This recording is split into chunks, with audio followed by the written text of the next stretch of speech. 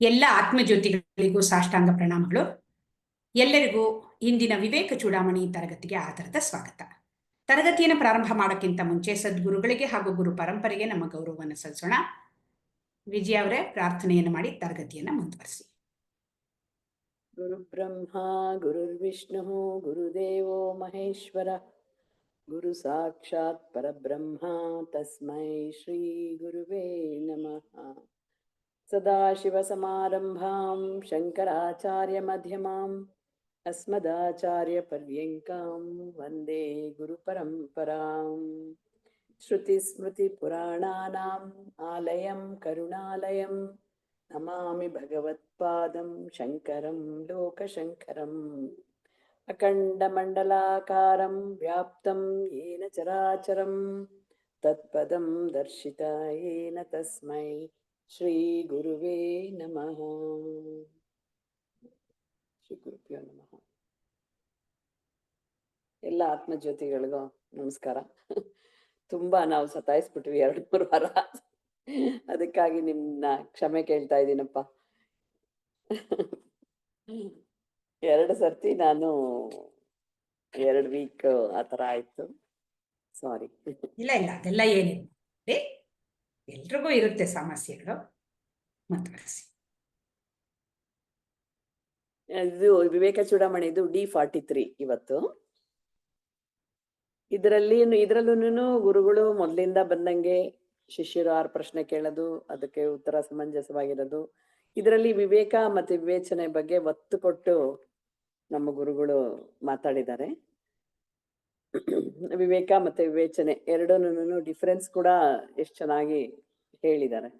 ಇದರಲ್ಲಿ ನಾನು ಬಗ್ಗೆ ಇಂದ ಸ್ಟಾರ್ಟ್ ಮಾಡೋಣ. ಇದರಲ್ಲಿ 3 ರೀತಿ ನಾನುನ ಸುಮಾರು ಸತಿ ನಾವು ಕೇಳಿದೀವಿ, 3 ರೀತಿಯ ನಾನುಗಳು ಅಂತ. ಆ 3 ರೀತಿಯ ನಾನುನ ನಾನು ನಮ್ಮ ಕಲ್ಪನಾ ಕೇಳ್ತೀನಿ, ಅವಳು ಗೊತ್ತು. 3 ರೀತಿ ನಾನುಗಳು ಗುರುಗಳು ತುಂಬಾ ಸರಿ ಹೇಳಿದ್ದಾರೆ. ನಮ್ಗಿದ್ ಗೊತ್ತಿರ್ಲಿಲ್ಲ. ನಾನು ಅಂದ್ರೆ ತುಂಬಾ ಚೆನ್ನಾಗಿ ನಾನೇ ದೇಹ ಮನಸ್ಸು ಬುದ್ಧಿನೇ ಇದ್ದಿದ್ದು, ಆದ್ರೆ ತುಂಬಾ ಚೆನ್ನಾಗಿ ಡಿವೈಡ್ ಮಾಡಿ ಡಿಫ್ರೆನ್ಶಿಯೇಟ್ ಮಾಡಿದ್ದಾರೆ. ಪ್ರಪಂಚಕ್ಕೆ ಗೊತ್ತಿರೋ ನಾನು ಒಂದು, ಪ್ರಪಂಚ ನನ್ನನ್ನ ಏನೋ ಒಂದು ಹೇಳತ್ತೆ. ಅಂದ್ರೆ ಪ್ರಪಂಚದಲ್ಲಿ ಗಂಡ್ಸು, ನಾನು ಸ್ನೇಹಿತ, ನಾನು ಏನೋ ಒಂದು ಆಫೀಸರ್, ಪೀಡಿಯಾಟ್ರಿಷಿಯನ್ ಅಥವಾ ಏನೋ ಒಂದು ಆತರ ಪ್ರಪಂಚ ನನ್ನನ್ನ ಕಲ್ಪನಾ ಅಂದ್ರೆ ಏನು ಅಂತಂದ್ರೆ ಗುರುತಿಸೋ, ಆ ಪ್ರಪಂಚ ನನ್ನನ್ನ ಗುರುತಿಸೋ ಒಂದು ನಾನು, ಎಲ್ರೂ ಕಾಣಂತದ್ದು ಎಕ್ಸ್ಟರ್ನಲಿ. ಇನ್ನೊಂದು ನನಗೆ ನಾನು, ಅದು ಭಾರಿ ತ್ರಾಸ್ ಕೊಡೋದು, ಕಷ್ಟ ಕೊಡೋದು. ನನಗೆ ನಾನು ಏನೋ, ನಾನೇನು ಅಂತ ಒಂದು ಒಳಗಡೆನೆ ತಿಳ್ಕೊಂಡು ಒಂದು ಮೂಲೆಯಲ್ಲಿ ಇಟ್ಕೊಂಡಿರ್ತೀನಿ. ಕೆಲವು ಸರಿ ಹೇಳ್ಕೋತೀನಿ, ಅಹಂಕಾರನೂ ಇರುತ್ತೆ.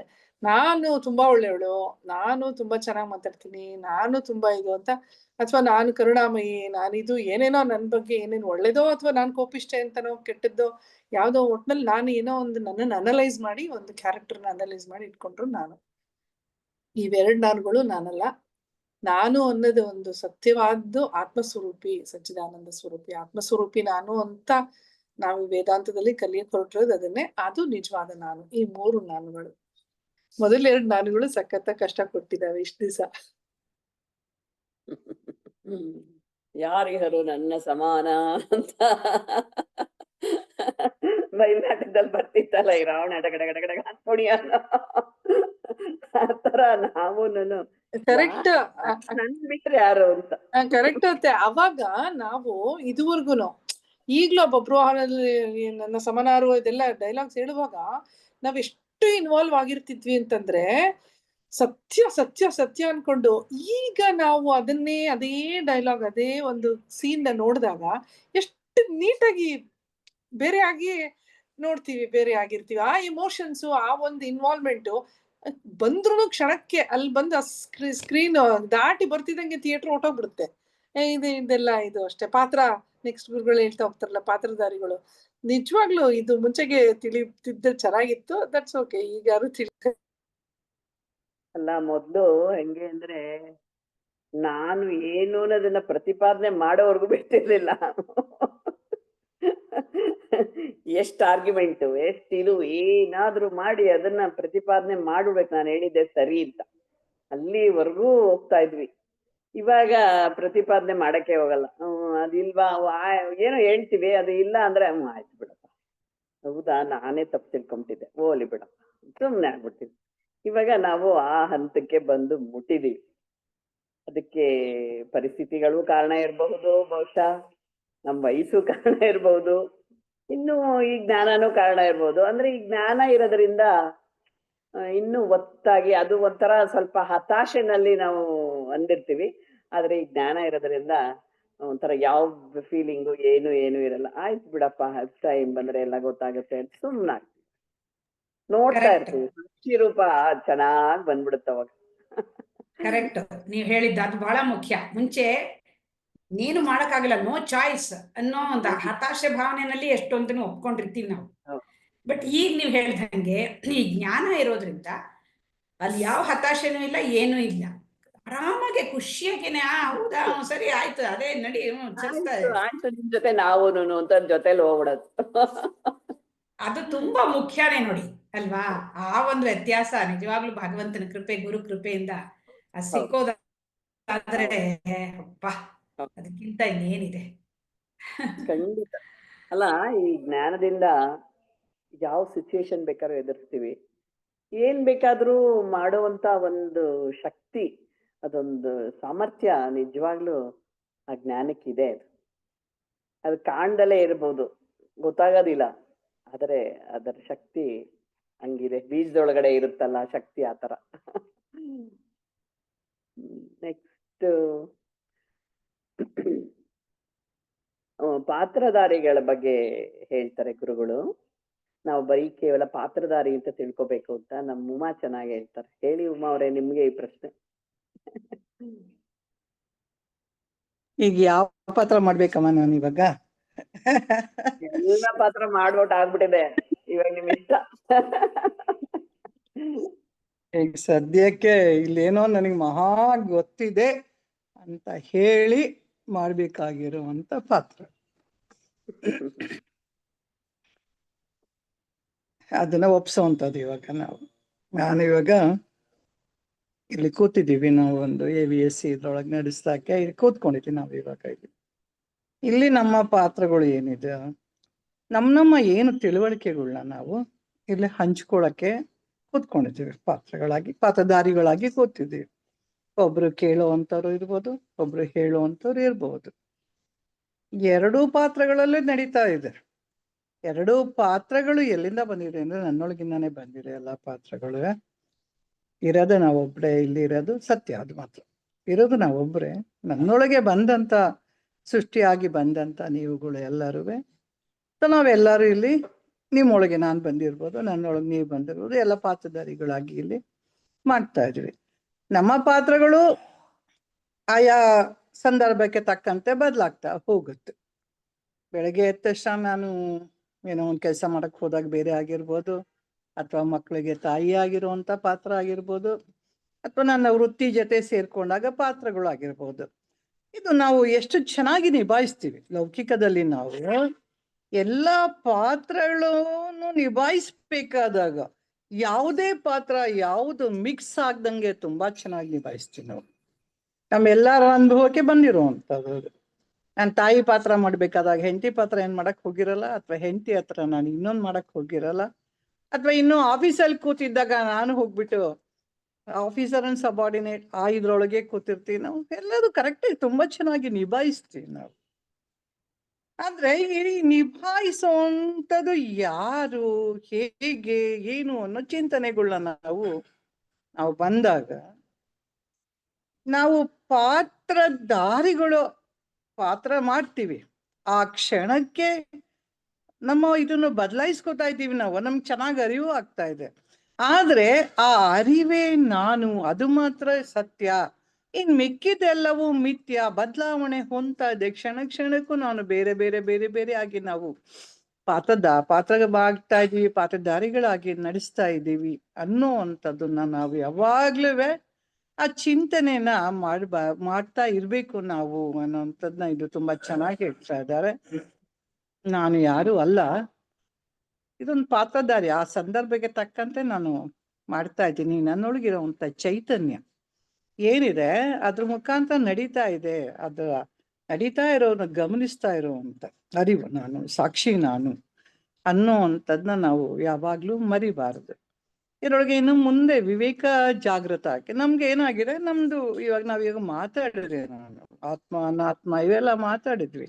ಆದ್ರೆ ಇವೆಲ್ಲ ಮಾತಾಡೋದಿಕ್ಕೆ ನನ್ಗೆ ಇದ್ರದ್ದು ಹೇಗ್ ಗೊತ್ತಾಗ್ಬೇಕು? ನಮ್ಗೆ ಇದು ನಾವು ಈ ಫೀಲ್ಡ್ಗೆ ಬರ್ಬೇಕಾದ್ರೆ, ಇಲ್ಲಿಗೆ ಬರ್ಬೇಕಾದ್ರೆ ನಾವು ಏನು ನಮ್ಗೇನ್ ಗೊತ್ತಿತ್ತಾ? ನಾನು ಒಂದೇ ಸಲ ಏನು ಮಾತಾಡ ಸಾಧ್ಯನಾ? ಆತ್ಮ ಇದೆಲ್ಲ ನಾವ್ ಇವಾಗ ಇಲ್ಲಿ ಈ ಪದಗಳು ಕೇಳಿರೋದ್ರಿಂದ ನಾವು ಮಾತಾಡಕ್ ಸಾಧ್ಯ ಆಗಿದೆ. ಇದೇ ಪದಗಳನ್ನ ನಾವು ಹೋಗ್ಬಿಟ್ಟು ಯಾರ್ಯಾರ ಹತ್ರ ಹೋಗ್ಬಿಟ್ಟು ನೀನ್ ಆತ್ಮ ಅಪ್ಪ, ನೀನ್ ಅರಿವಪ್ಪ, ನೀನ್ ಚೈತನ್ಯ ಅಪ್ಪ, ಚೇತನ ಅಪ್ಪ ಅಂತ ಹೇಳಿದ್ರೆ ಯಾರು ಕೇಳ್ತಾರ? ಖಂಡಿತ ಯಾರು ಕೇಳೋದಿಲ್ಲ.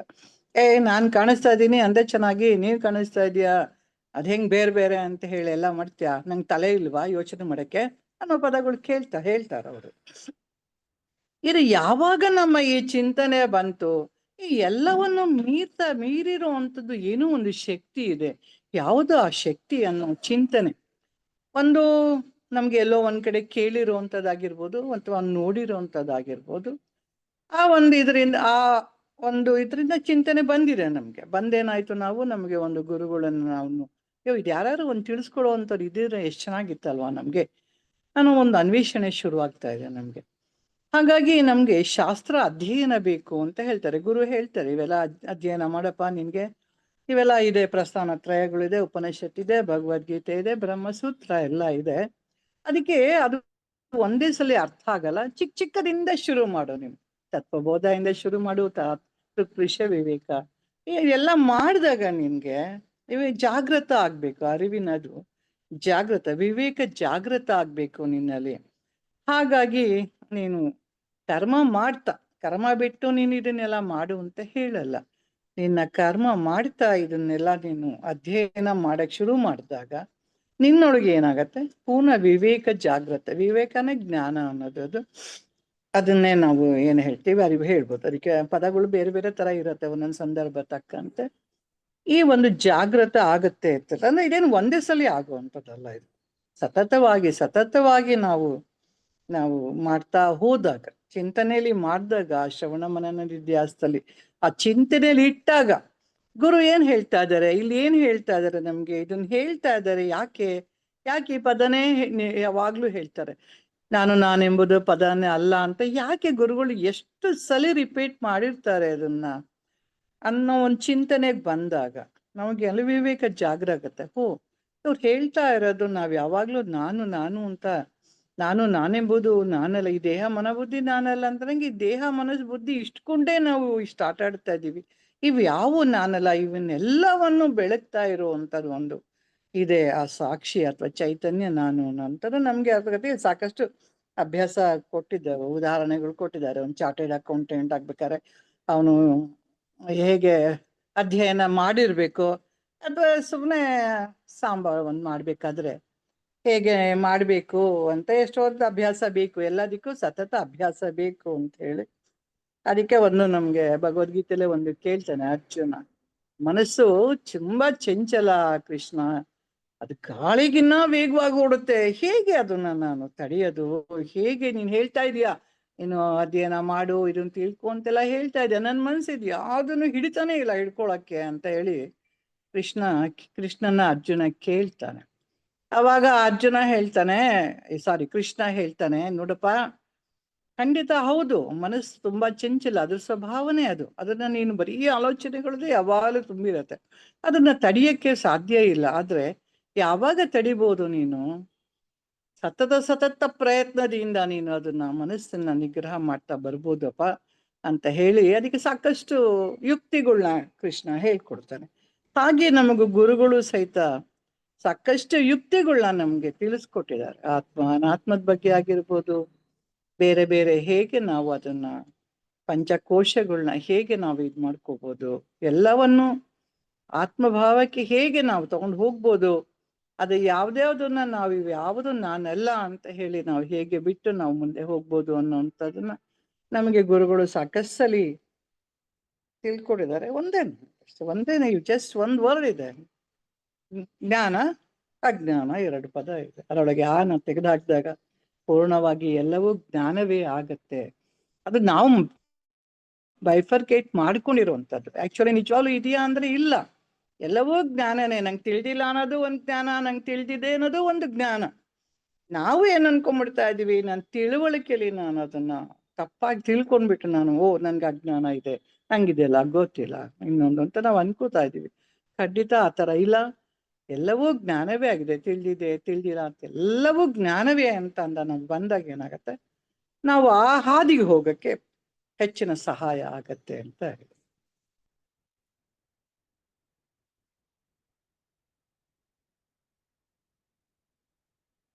ಅದಕ್ಕೆ ಒಂದು ವಜ್ರದ ಉದಾಹರಣೆನ ಕೊಡ್ತಾರೆ.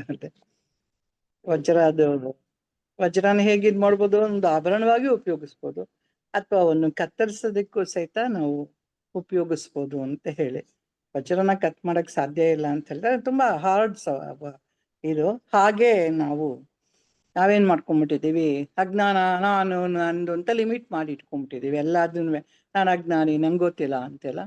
ನೀನು ಯಾವಾಗ ಆ ಅಜ್ಞಾನನ ಈ ವಿವೇಕದ ಮುಖಾಂತರ, ಚೂಡಾಮಣಿ ಅಂದ್ರೆ ವಜ್ರ ಅಂತ ಹೇಳ್ತಾರೆ, ಆ ವಿವೇಕದ ಮುಖಾಂತರ ನಾವು ಯಾವಾಗ ಅದನ್ನ ಕತ್ತರಿಸಿ ಹಾಕ್ತಿವಿ, ಅವಾಗ ನಾವು ಪೂರ್ಣ ಜ್ಞಾನದಲ್ಲಿ ನಿಲ್ತೀವಿ. ಇದು ಒಂದು ಸಾಧಕನ ಲಕ್ಷಣ. ಸಾಧಕ ಆಗ್ದವನು ಈ ತರ ಹಾದಿಲಿ ಹೋಗ್ಬೇಕಾಗತ್ತೆ ಅಂತ ಹೇಳಿ ತಿಳಿಸ್ಕೊಟ್ಟಿದ್ದಾರೆ ಗುರುಗಳು. ನಾವು ಮುಂದಿನ ಹೇಳ್ಬೇಕಾ? ಅಲ್ಲ, ಚೆನ್ನಾಗಿದೆ. ಅದಕ್ಕೆ ಇವ್ರನ್ನ ಕೇಳ್ತೀನಿ, ನಮ್ಮ ಕಲ್ಯಾಣಿ ಅವ್ರನ್ನ. ಅದೇ ಇದು ಚೆನ್ನಾಗಿದೆ ಅಲ್ಲ. ನಾವು ಮಾಡ್ತಾ ಇರೋ ಪಾರ್ಟ್ನ ಅನಾತ್ಮ ಅಂತ ತಿಳ್ಕೊಬೇಕು ಅಂತ ನಮ್ಮ ಗುರುಗಳು, ಅದು ಚೆನ್ನಾಗಿದೆ. ಅದರಲ್ಲೇ ಬೈಫರ್ಕೇಟ್ ಮಾಡ್ತಾರೆ, ಆತ್ಮ ಅನಾತ್ಮ ಅಂದ್ರೆ. ನಾವು ಮಾಡ್ತಾ ಇರೋ ಪಾರ್ಟ್ ಅನಾತ್ಮ ಅಂತ. ಅದು ಒಂಥರ ತುಂಬಾ ಇಷ್ಟ ಆಯ್ತದು. ಚೆನ್ನಾಗಿ ಅನಾತ್ಮ ಅಂತ ತಿಳ್ಕೊಬಹುದು ಸುಲಭವಾಗಿ. ಆಯ್ತು ಅವ್ರೆ, ನೀವು ಚೆನ್ನಾಗಿ ಹೇಳಿದ್ರಿ. ಇವ್ರಿಗೆ ನಮ್ಮ ಕಲ್ಯಾಣಿ ಅವ್ರು ಕಲ್ಯಾಣಿ ಅವ್ರು ಬಂದಿದ್ದಾರೆ. ಜ್ಞಾನಿ ಮತ್ತೆ ಅಜ್ಞಾನಿ ಅವರಿಬ್ರುನು ಯಾವ ರೀತಿನಲ್ಲಿ ತಿಳ್ಕೊಳ್ತಾರೆ ಅಂತ, ಅಂದ್ರೆ ವ್ಯತ್ಯಾಸ ಅವರ ಒಂದು ತಿಳುವಳಿಕೆನಲ್ಲಿ. ಜ್ಞಾನಿಗೂ ದೇಹ ಮನಸ್ಸು ಬುದ್ಧಿ ಇರುತ್ತೆ, ಅಜ್ಞಾನಿಗೂನು ದೇಹ ಮನಸ್ಸು ಬುದ್ಧಿ ಇರುತ್ತೆ. ಆದ್ರೆ ಈ ಆತ್ಮ ಅನ್ನೋದು ಎಲ್ಲದ್ರಲ್ಲೂ ಇದೆ. ಪ್ರಾಣಿಗಳಲ್ಲಿ, ಪಕ್ಷಿಗಳಲ್ಲಿ, ಜೀವಿಗಳಲ್ಲಿ ಎಲ್ಲದ್ರಲ್ಲೂ ಆತ್ಮ ಇದೆ. ಈ ಅಜ್ಞಾನಿ ದೇಹ ಮನಸ್ಸು ಬುದ್ಧಿ ನಾನು ಅಂತ ತಾನು ಪರಿಮಿತ ಜೀವನ ಮಾಡ್ತಾನೆ. ಅಜ್ಞಾನಿಗೆ ಭೂತ ಭವಿಷ್ಯತ್ ಕಾಲ ಬಗ್ಗೆ ಯೋಚನೆ ಇರುತ್ತೆ, ಅದೇ ಅವನ ತಲೆಭಾರ. ಜ್ಞಾನಿ ನಾನೆಂಬುದು ನಾನಲ್ಲ, ನಾನು ಆತ್ಮ ಸ್ವರೂಪಿ, ಶಿವ ಸ್ವರೂಪಿ ಅಂತ ತಿಳ್ಕೊಂಡಿದ್ದಾನೆ. ಇದು ಜ್ಞಾನಿಯ ಶುದ್ಧವಾದ ಅಹಂಕಾರ. ದೇಹ ಮನಸ್ಸು ಬುದ್ಧಿ ಸಾಧನೆಗಳು. ಜ್ಞಾನಿ ಈ ರೀತಿ ಜೀವನ ಮಾಡ್ತಾನೆ. ಜ್ಞಾನಿಗೂ ಶರೀರ ಇದೆ, ಆದ್ರೆ ಅವನಿಗೆ ನಾನು ಅನ್ನೋ ಅಹಂಕಾರ, ನನ್ನದನ್ನೋ ಮಮಕಾರ ಇರಲ್ಲ. ಆ ಅಹಂಕಾರ ಶುದ್ಧವಾಗಿದೆ. ಆಮೇಲೆ ಜ್ಞಾನಿ ಶರೀರದಲ್ಲೇ ಜೀವನ ಮಾಡ್ತಾನೆ, ಜೀವನ್ ಮುಕ್ತ ಆಗ್ತಾನೆ. ಅವನ ಶರೀರ ಬಿದ್ದೋಗಲ್ಲ, ಅದೇ ಮುಕ್ತಿ ಅಂತ ಹೇಳ್ತಾರೆ. ನಮ್ಮಲ್ಲಿ ಸತ್ಮೇಲೆ ಈಗ ನಾವು ಸ್ವರ್ಗಕ್ಕೆ ಹೋಗ್ತೀವಿ, ಅದೇ ಮುಕ್ತಿ ಅಂತ ಹೇಳ್ತಾರೆ. ಅದ್ರ ಮೇಲೆ ಸತ್ತ ಮೇಲೆ ನಾವು ಯಾರು ಎಲ್ಲಿಗೆ ಹೋಗ್ತಾರೆ ಅನ್ನೋದು ಗೊತ್ತಿಲ್ಲ. ಅದನ್ನ ಹೇಳೋರು ನೋಡೋರು ಯಾರೂ ಇಲ್ಲ. ಇದು ಈ ರೀತಿ ವೇದಾಂತ ಹೇಳುತ್ತೆ. ಬಿದ್ದೋಗಿದ್ಮೇಲೆ ಶಾಂತವಾಗಿ ಜೀವನ ಮಾಡಬಹುದು ಅಂತ. ಜ್ಞಾನ ಪಡ್ಕೊಂಡೋದು ಜೀವನ ಮಾಡೋದು ಮುಕ್ತಿ. ಅದಂದ್ರೆ ಜೀವನ್ ಮುಕ್ತ ಬದುಕಿದ್ದಾನೆ.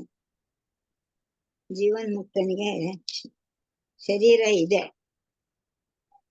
ದೇಹ ಮನಸ್ಸು ಬುದ್ಧಿ ನಾನಲ್ಲ ಅಂತ ಅಭಿಮಾನ ಇಲ್ಲ. ನಮ್ಮಲ್ಲಿ ಏನು ಇದೆ ಅಂತ ಮುಖ್ಯ ಅಲ್ಲ, ಆದ್ರೆ ಅಭಿಮಾನ ಮುಖ್ಯ. ಈ ಅಭಿಮಾನ ದುಃಖಕ್ಕೆ ಕಾರಣ ಆಗುತ್ತೆ. ಅಹಂಕಾರ ನಾನು ದೇಹ ಮನಸ್ಸು ಬುದ್ಧಿ ಅಂತ ಅನಾತ್ಮದ ಒಟ್ಟಿಗೆ ಸಂಪರ್ಕದಿಂದ ಹೋಗಿದೆ. ಮಮಕಾರ ನನ್ನದು ಅಂತ ಹೋಗಿದೆ. ಈಗ ನಾನ್ ದೇಹ ಮನಸ್ಸು ಬುದ್ಧಿ ಅಂತ ತಪ್ಪು ಕಲ್ಪನೆ ಹೋಗುತ್ತೆ. ನಮ್ಮ ದುಃಖಕ್ಕೆ 2 ಕಾರಣ ಆಗುತ್ತೆ. ಅದು ನಾನು ಅನ್ನುವುದು ಅಹಂಕಾರ. ನಾನು ದೇಹ ಆಗಿ ಆತ್ಮನಾಗಿ ಒಟ್ಟಿಗೆ ಸೇರುವುದು ಅದು ಅಹಂಕಾರ.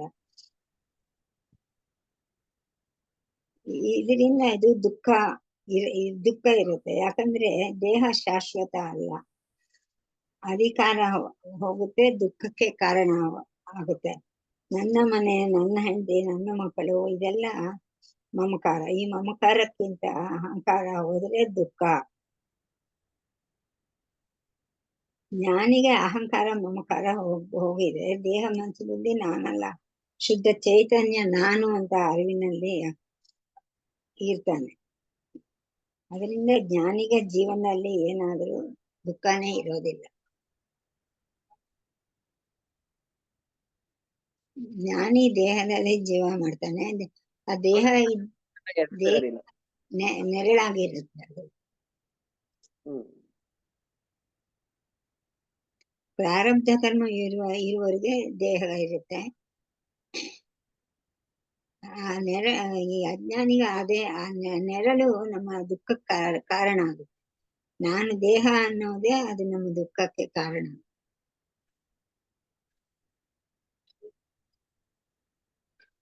ಹೇಳ್ಬೇಕಾದ್ರೆ ಆಯ್ತು ಆಯ್ತು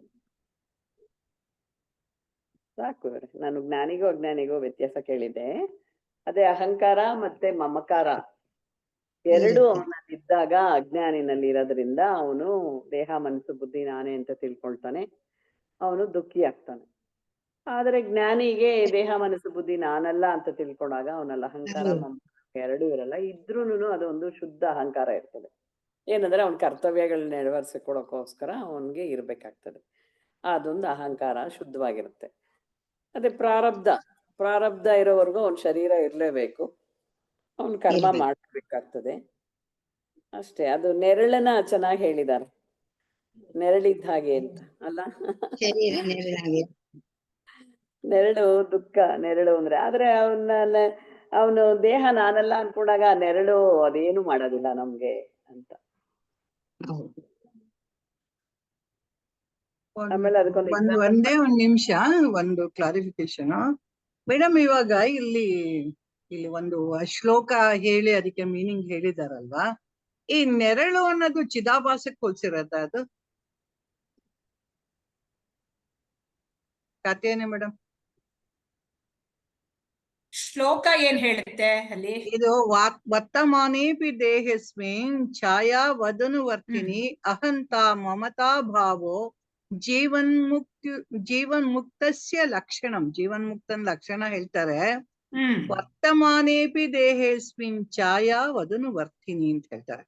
ಅಹಂತ ಅಂದ್ರೆ ಅಹಂತ ಅನ್ನೋದು ಒಂದು ಹುಟ್ಟತ್ತಲ್ಲ. ಯಾಕೆಂದ್ರೆ ಚಿದಾಭಾಸದಲ್ಲಿ ಮೊದಲು ಬರುವಂತದೇ ಅಹಂತ ಅಂತ ಹೇಳೋದು.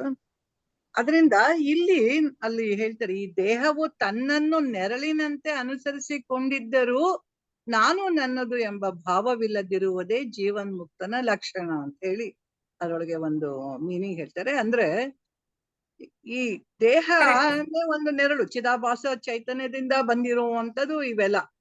ಈ ನಾವೇನ್ ಹೇಳ್ತಾ ಇದೀವಿ ಅಂತಃಕರಣ, ಅದೆಲ್ಲ ಅಹಂಯಿಂದ ಕೂಡಿ ಬಂದಿರುವಂತದ್ದು ಎಲ್ಲವೂ. ಅದು ನಾವ್ ಇರೋ ತನಕ ಅದು ಇದ್ದೇ ಇರುತ್ತೆ. ಈಗ ಉಮಾ ಇದ್ದಾಳೆ ಅಂದ್ರೆ ಉಮಾ ಇರೋ ತನಕ ಚಿದಾಭಾಸ ಇದ್ದೇ ಇರುತ್ತೆ. ಉಮಾ ಚಿದಾಭಾಸ ಇರೋದ್ರಿಂದನೇ ಈಗ ಅವಳು ಮನಸ್ಸು ಎಲ್ಲ ತಗೊಂಡ್ ಮಾತಾಡ್ತದಾಳೆ. ಅದನ್ನ ಬಿಟ್ಟು ಏನ್ ಮಾತಾಡಕ್ ಬರ್ತಾ ಇಲ್ಲ. ಸೊ ಹಾಗಾಗಿ ಈ ನೆರಳನ್ನ ಚಿದಾಭಾಸ ಹೋಲಿಸಿದ್ದಾರೆ ಅನ್ನುವಂಥದ್ದು ನನಗೆ ಅರ್ಥ ಆಗಿರುವಂತದ್ದು. ಅದಕ್ಕೆ ನಾನು ತಮ್ಮ ಹತ್ರ ಹಂಚ್ಕೋತಾ ಇದ್ದೇನೆ.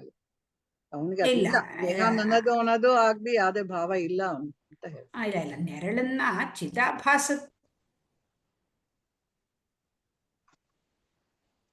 ವಾಯ್ಸ್ ಬರ್ತಾ ಇದೆ. ಇದು ಇಂಟರ್ನೆಟ್ ಈಸ್ ಅನ್ಸ್ಟೇಬಲ್ ಅಂತ ಬರ್ತಿದೆ.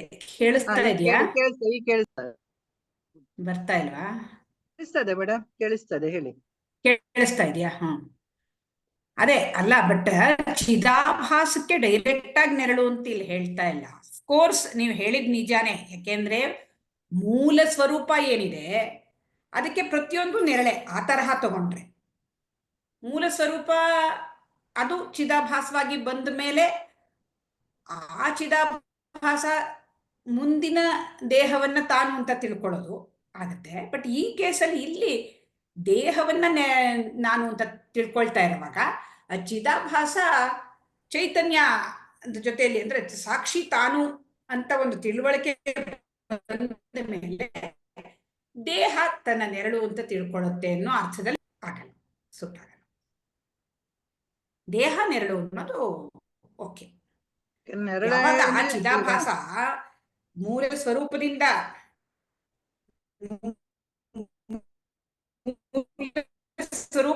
ಚಿದಾಭಾಸ ಬಂದಿದ್ರು ನಿಜವಾಗ್ಲೂ ನೋಡಕ್ ಹೋದ್ರೆ ಅದು ಪೂರ್ಣವಾಗಿ ಅದು ಸಾಕ್ಷಿಯೇ. ಬಟ್ ಎಲ್ಲಿ ತೊಂದರೆ ಆಗ್ತಾ ಇದೆ, ಯಾವಾಗ ಅದು ಈ ಏನು ಎಕ್ಸ್ಟ್ರಾ ಏನೇನ್ ಬರ್ತಾ ಇದೆ, ಈ ನೆರಳು ಏನಿದೆ, ಈ ದೇಹ ಏನಿದೆ ಅದನ್ನ ತಾನು ಅಂತ ಚಿದಾಭಾಸ ಅಂದ್ಕೊಂಡಾಗ, ಮನಸ್ಸನ್ನು ತಾನು ಅಂತ ಅಂದ್ಕೊಂಡಾಗ ಅಲ್ಲಿ ಪ್ರಾಬ್ಲಮ್ ಬರ್ತಾ ಇದೆ. ಅದೇ ಚಿದಾಭಾಸ ನಾನು ಈ ದೇಹ ಮನಸ್ಸು ಬುದ್ಧಿ ಅಲ್ಲ, ನಾನು ಸಾಕ್ಷಿಯೇ ಅಂತ ಅದು ಯಾವಾಗ ತಿಳ್ಕೊಳ್ಳುತ್ತೋ ಅವಾಗ ಅದು ಸಾಕ್ಷಿಯಾಗೆ ಇರುತ್ತಷ್ಟೇ, ಇದರಿಂದ ಸೆಪರೇಟ್ ಆಗಿ ಹೋಗುತ್ತೆ.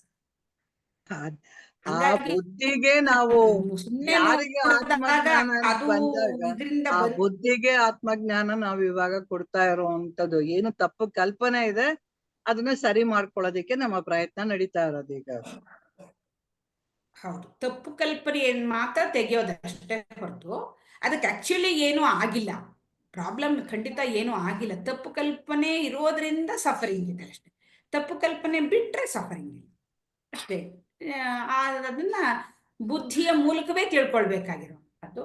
ಬುದ್ಧಿ ಒಂದು ಇಟ್ಸ್ ಅನ್ ಇನ್ಸ್ಟ್ರೂಮೆಂಟ್, ಅದು ಜಡವಾದ ಒಂದು ಉಪಕರಣ ಆದ್ರೂ ಕೂಡ ಅದರ ಮೂಲಕವೇ ಆ ಒಂದು ಜ್ಞಾನ ಬರಬೇಕು. ಯಾಕಂದ್ರೆ ತಪ್ಪು ತಿಳುವಳಿಕೆ ಬಂದಿರೋದು ಅದರಲ್ಲೇ ಬಂದಿರುತ್ತೆ, ಹಾಗಾಗಿ ಅದು ಅಹಂಕಾರದ ದೆಸೆಯಿಂದ ಬಂದಿರುತ್ತೆ. ಯಾರೋ ಏನೋ ಮಾತಾಡಿದ್ರ? ಕರೆಕ್ಟ್ ಇದೆ, ಅಹಮ್ಮಿಂದ ಬರ್ಲಿಲ್ಲ, ಅಹಂಕಾರದಿಂದ ಬಂತು. ಪೂರ್ಣವಾಗಿ ಬರೀ ಚಿದಾಭಾಸ ತಾನೇ ಆಗಿದ್ದಾಗ ಏನು ಆಗಿರಲ್ಲ, ಅದು ಹಾಗೆ ಇರುತ್ತೆ. ಯಾವಾಗ ಸಾಧನ ಜೊತೆ ಸೇರ್ತಾ ಇದ್ದಾಗ ಅವಾಗ ಶುರುವಾಗುತ್ತಿಲ್ಲ. ಹೌದು, ಅವಾಗ ಶುರುವಾಗುತ್ತೆ. ದೇಹ ಬರೋದೇನೆ ಅಹಂ ಅಂತ ತನ್ನನ್ನು ತಾನು ಗುರುತಿಸ್ಕೊಂಡಿದ್ದೇ ಆಕ್ಚುಲಿ ಪ್ರಾಬ್ಲಮ್ಮೇ ಅದು. ಅಹಂ ಅಂತ ದೇಹ ನೆರಳು. ಅಹಂ ಅಂತ ತಾನು ಗುರುತಿಸ್ಕೊಂಡ ತಕ್ಷಣವೇ ಇದೆಲ್ಲ ಕೆಲಸ ಶುರುವಾಗೋದು. ಆ ರೀತಿ ನೋಡಕ್ ಹೋದ್ರೆ ಅಹಂ ಗುರುತಿಸ್ಕೊಳ್ಳೋದಿಕ್ಕೆ ಮೊದಲನೇ ಪ್ರಾಬ್ಲಮ್ಮೇ ಅಹಂ ಅಂತ ಗುರುತಿಸ್ಕೊಳ್ಳೋದು. ಬಟ್ ಜ್ಞಾನಿ ಆಗೋಕ್ಕೆ ವಾಪಸ್ ಹೋಗ್ತಾನಲ್ಲ, ವಾಪಸ್ ಹೋಗುವಾಗ ಆ ಅಹಂನಲ್ಲಿ ಫಸ್ಟ್ ನಿಲ್ತಾನ, ಅವಾಗ ಅಹಂಕಾರದಿಂದ ಸೆಪರೇಟ್ ಆಗಿ ಅಹಂನಲ್ಲಿ ನಿಲ್ತಾನೆ. ಅಲ್ಲಿ ಅದು ಶುದ್ಧವಾದ ಅಹಂ, ಅಂದ್ರೆ ಅಲ್ಲಿ ಅದಕ್ಕಿನ್ನೇನು ಅಟ್ಯಾಚ್ಮೆಂಟ್ಸ್ ಇಲ್ಲದೆ ಇರೋ ಅಹಂನಲ್ಲಿ ನಿಲ್ಲಕ್ಕೆ ಕಲಿತಾನ. ಹಾಗೆ ಕಲಿತ ಮೇಲೆ ತಾನು ಪೂರ್ಣ ಶುದ್ಧ, ಅಲ್ಲಿ ಅಹಂ ಅಂತ ಹೇಳುವಂಥದ್ದು ಇಲ್ಲ ಅನ್ನೋದು ಆ ಜ್ಞಾನವನ್ನು ಕೂಡ ಅವನು ತಿಳ್ಕೊಳ್ತಾನೆ. ಇದು ಅಂದ್ರೆ ಇಲ್ಲಿ ಬರುತ್ತದು ಹಾಗೆ. ಅದೇ ಇಲ್ಲಿ ಅಹಂ ಮೊದಲು ಬರುತ್ತೆ, ಅಂದ್ರೆ ಚಿದಾಭಾಸ ಹಂಗೆ ಬಿದ್ದಾಗ ರಿಫ್ಲೆಕ್ಷನ್ ಅಹಂ ಇಂದ ನಾವು ಗುರುತಿಸ್ಕೋತೀವಿ ಅಂತೀವಲ್ವಾ, ಎಲ್ಲರೂ ನಾವೆಲ್ಲ ಫಸ್ಟ್ ಅದೇ ಸ್ಟಾರ್ಟ್ ಆಗೋದು. ಹಂಗೆ ಶುರುವಾದಾಗ ಅದ್ ಯಾಕೆ ನಮ್ಗೆ ಹಂಗೆ ಶುರುವಾಗ್ಬೇಕು, ಅದು ನಮ್ಮ ಪ್ರಾರಬ್ಧ ಕರ್ಮದ ಮೇಲೆ ಡಿಪೆಂಡ್ ಆಗಿದ್ಯಾ ಅಥವಾ ಹೇಗೆ? ನಾವು ಎವ್ರಿ ಹ್ಯೂಮನ್ ಬೀಯಿಂಗ್ ಅಂದ್ರೆ ಬುದ್ಧಿವಂತ ಎಲ್ಲರೂ ಅಹಮಿಂದನೇ ನಾವು ಗುರುತಿಸ್ಕೋತೀವಿ, ಯಾಕೆ ಹಂಗೆ? ಕರೆಕ್ಟ್. ಇವಾಗ ಇರೋದು ಆತ್ಮ ಅಲ್ವಾ, ಇರೋದು ಶುದ್ಧವಾದ ನಾನು ಮಾತ್ರ ಇರೋದು. ಆ ಶುದ್ಧವಾದ ನಾನು ಅಂದ್ರೆ ಪರಮಾತ್ಮ, ಅದು ನಾನು ಅಂತಾನು ಹೇಳ್ಕೊಳ್ಳಲ್ಲ, ಆ ಸ್ಥಿತಿಯಲ್ಲಿ ಇರುತ್ತದೆ. ಆಮೇಲೆ ಏನಾಯ್ತು, ಈ ಸೃಷ್ಟಿ ಅಂದ್ರೆ ಇದು ಹೇಗ್ ಬಂತು, ಸೃಷ್ಟಿ ಯಾಕಾಯ್ತು ಅನ್ನೋದಕ್ಕೆ ಉತ್ತರ ಇಲ್ಲ ವೇದಾಂತದಲ್ಲಿ. ಆಗಿದೆ ಅಂದ್ರೆ ಅಜ್ಞಾನ ಯಾವಾಗ ಶುರುವಾಯ್ತು ಅನ್ನೋದಕ್ಕೆ ಉತ್ತರ ಇಲ್ಲ. ಇವಾಗ ನೀವು ಕೇಳಿದ್ರಲ್ಲ ನಾವ್ ಯಾಕೆ ಗುರುತಿಸ್ಕೋತೀವಿ ಅಂತ, ಎಲ್ಲ ಜೀವಿಗಳು ಕೂಡ ಅದನ್ನು ಗುರುತಿಸ್ಕೊಳ್ಳುತ್ತೆ. ಅದೊಂದು ಕಲ್ಪನೆ ಅಷ್ಟೇ, ಪರಬ್ರಹ್ಮನ ಕಲ್ಪನೆ. ಮಾಯಾಶಕ್ತಿಯಿಂದ ಒಳಗೂಡಿದ ಪರಬ್ರಹ್ಮ ಈಶ್ವರನಾದಾಗ ಅಹಂ ಅನ್ನೋ ಒಂದು ಕಲ್ಪನೆ ಶುರುವಾಗತ್ತೆ. ಅದು ಆಮೇಲೆ ನಾವು ಇದನ್ನೆಲ್ಲ ಹೇಳ್ಕೊತೀವಿ, ನಮ್ ಪ್ರಾರಬ್ಧದಿಂದ ಮತ್ತೆ ಹುಟ್ಟು ಬರ್ತೀವಿ, ಮಾಡ್ತೀವಿ, ಇದೆಲ್ಲ ಆಮೇಲೆ ಹೇಳ್ಕೊಂಡು ಹೋಗ್ತೀವಿ. ಮೊದಲು ಪ್ರಾರಬ್ಧ ಹೆಂಗ್ ಬಂತು ಅಂದ್ರೆ ಅದಕ್ಕೆ ಉತ್ತರ ಇಲ್ಲ. ನೀನೇನಾದ್ರೂ ಒಂದು ತಪ್ಪು ಮಾಡಬೇಕಾದ್ರೆ ಈಗ ನಾವು ಹುಟ್ಟಿರೋದೇನೆ ವಾಸನೆಗಳಿಂದ ಹುಟ್ಟಿದೀವಿ ಅಂತ ಹೇಳ್ತಾ ಇದ್ದೀವಿ. ಹಾಗಾದ್ರೆ ವಾಸನೆಗಳಿಂದ ಹುಟ್ಟಿದೀವಿ ಅಂದ್ರೆ ವಾಸನೆಗಳದ್ದು ಇಲ್ಲದೆ ಇರೋರು ವಾಸನೆಗಳಾಗಿ ನಾನು ಜನ್ಮ ಯಾಕೆ ತಗೊಂಡೆ? ನಾನು ಜನ್ಮ ತಗೊಳ್ಳೇಬೇಕಾಗಿರ್ಲಿಲ್ವಲ್ಲ, ಹೆಂಗ್ ವಾಸನೆ ಬಂದ್ಬಿಡುತ್ತೆ ನಾನು ಶುದ್ಧವಾಗಿದ್ದಾಗ ಅಂತ ಪ್ರಶ್ನೆ ಬಂದ್ರೆ ಅದಕ್ಕೆ ಸಮರ್ಪಕವಾದ ಉತ್ತರ ಇಲ್ಲ. ಅದು ಅಷ್ಟೇ, ಅದು ಭಗವಂತನ ಲೀಲೆ ಅಂತ ಅದಕ್ಕೆ ಹೇಳೋದು. ಅದು ಒಂದು ಆಟ.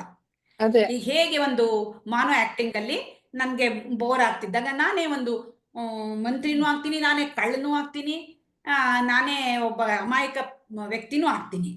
ಯಾಕೆ ಅಂತಂದ್ರೆ ಇಟ್ ಇಸ್ ಜಸ್ಟ್ ಫನ್ ಅಷ್ಟೇ. ಆಮೇಲೆ ಅವನು ಅಪರಾಧ ಮಾಡಿದ್ರಿಂದ, ಅವನು ಕಳ್ತನ ಮಾಡಿದ್ರಿಂದ ಅವನಿಗೆ ಫರ್ದರ್ ಕರ್ಮ ಅವಾಗ ಶುರು ಆಗುತ್ತೆ.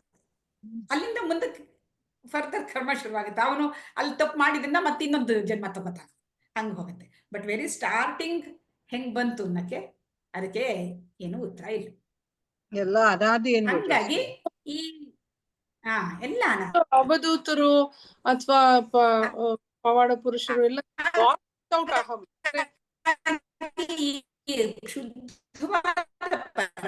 ವಸ್ತು ನಾನು ಅಂತ ಕೇಳಿಸ್ಲಿಲ್ಲ. ಸ್ವಲ್ಪ ಬ್ರೇಕ್ ಆಗ್ತಾ ಇತ್ತು ನಿಮ್ ವಾಯ್ಸ್. ಅದೇ ಈ ಅವಧೂತರು ಸಿದ್ಧ ಪುರುಷರು ಅಂತೆಲ್ಲ ಅವರೆಲ್ಲ ದೇ ಆರ್ ಬಾರ್ನ್ ವಿತೌಟ್ ಅಹಂ. ಅಂದ್ರೆ ಅವ್ರು ಹುಟ್ಟತಾನೆ ಏನು ಇರಲ್ಲ ಕೆಲವ್ರಿಗೆ. ಇವಾಗ ನಾವೆಲ್ಲ ಸುಮ್ನೆ ಹಂಗೆ ಹುಟ್ಟಿದೀವಿ ವಿತ್ ಅಹಂ, ವಿತ್ ಆಲ್ ಅವರ್ ನಾವ್ ಏನೇನ್ ಇಮ್ಯಾಜಿನೇಷನ್ಸ್ ನಮ್ಮ ಮನ್ಸಲ್ಲಿ ಇದೆಯೋ ಎಲ್ಲದ್ರಿಂದ ಹುಟ್ಕೊಂಡಿದೀವಿ. ಕೆಲವ್ರಿಗೆ ಇರೋದೇ ಇಲ್ಲ. ಇದೆಲ್ಲ ಅಗೇನ್ ಭಗವಂತನ ಆಟ ಅಂತ ಅನ್ಕೋಬೇಕು ಅಷ್ಟೇ. ಭಗವಂತ ಕೆಲವರಲ್ಲಿ ಮಾತ್ರ, ಇವಾಗ ರಾಮಕೃಷ್ಣ ಪರಮಹಂಸರೇ ಆಗ್ಲಿ, ಅಂಥವ್ರು ಕೆಲವರು ಅವತಾರ ಪುರುಷರು ಅಂತ ಏನು ಹೇಳ್ತೀವಿ, ಅಂಥವ್ರಿಗೆ ಅವನು ತಾನು ಹಾಗೆ ಬಂದ್ಬಿಟ್ಟಿರ್ತಾನೆ, ಶುದ್ಧವಾಗೇ ಬಂದಿರ್ತಾನೆ, ಅವನಿಗೇನು ಟೀಚಿಂಗ್ ಬೇಕಾಗಿಲ್ಲ. ಬಟ್ ರಾಮಕೃಷ್ಣ ಪರಮಹಂಸರು ಬೇಕಾದಷ್ಟು ಸಾಧನೆ ಮಾಡಿದ್ದಾರೆ. ಯಾತಕ್ ಮಾಡಿದ್ದಾರೆ ಅಂದ್ರೆ ನಮಗ್ ತೋರ್ಸಕ್ ಮಾಡಿದ್ದಾರೆ. ಅವರು ಎಷ್ಟೊಂದು ಮಾಡಿದ್ದಾರೆ. ಇವಾಗ ಕ್ರಿಸ್ತನ್ನ ಒಲಿಸ್ಕೊಂಡಿದ್ದಾರೆ ಅವನು, ಆಮೇಲೆ ಮೊಹಮ್ಮದ್ ಪೈಗಂಬರ್ನ ಕಂಡಿದ್ದಾರೆ, ಅವರು ಬುದ್ಧನ್ ಕಂಡಿದ್ದಾರೆ, ರಾಮನ್ ಕಂಡಿದ್ದಾರೆ. ರಾಮನ್ ಕಾಣುವಾಗ ಅವ್ರಿಗೆ ಬಾಲ ಬೆಳೀತು, ಹನುಮಂತನಾಗಿ ಅವರು ರಾಮನ್ ಇದನ್ನ ಮಾಡಿದ್ರು. ಆಮೇಲೆ ರಾಧೆಯ ಆಗಿ ಅವರು ಸೀರೆನೆಲ್ಲ ಉಟ್ಕೊಳ್ತಾ ರಾಧೆನೇ ಆಗ್ಬಿಟ್ಟಿದ್ರು, ಹೆಂಗಸೇ ಆಗ್ಬಿಟ್ಟಿದ್ರು ಅವರು. ಆ ರೀತಿ ಸಾಧನೆಗಳನ್ನು ಬೇಕಾದಷ್ಟು ಮಾಡಿದ್ದಾರೆ.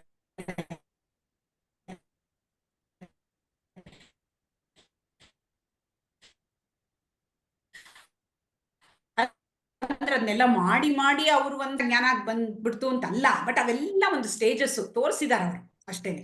ಅಂದ್ರೆ ನಾವು ಮನುಷ್ಯರಾದವರು ಯಾವ ರೀತಿ ಸಾಧನೆಗಳನ್ನು ಮಾಡಿದ್ರೆ ನಾವು ಒಂದು ಫೈನಲ್ ಹಂತಕ್ಕೆ ತಲುಪ್ಕೋಬಹುದು, ಯಾವ್ದಾದ್ರು ಒಂದನ್ನಾದ್ರೂ ಹಿಡ್ಕೊಂಡು ಮುಂದಕ್ಕೆ ಹೋಗ್ಬಹುದು, ಒಂದು ಫೈನಲ್ ಹಂತಕ್ಕೆ ರೀಚ್ ಆಗ್ಬಹುದು ನಾವು ಅನ್ನೋದಕ್ಕೋಸ್ಕರ ಅವ್ರು ಅದನ್ನೆಲ್ಲ ತೋರಿಸಿದ್ದಾರೆ.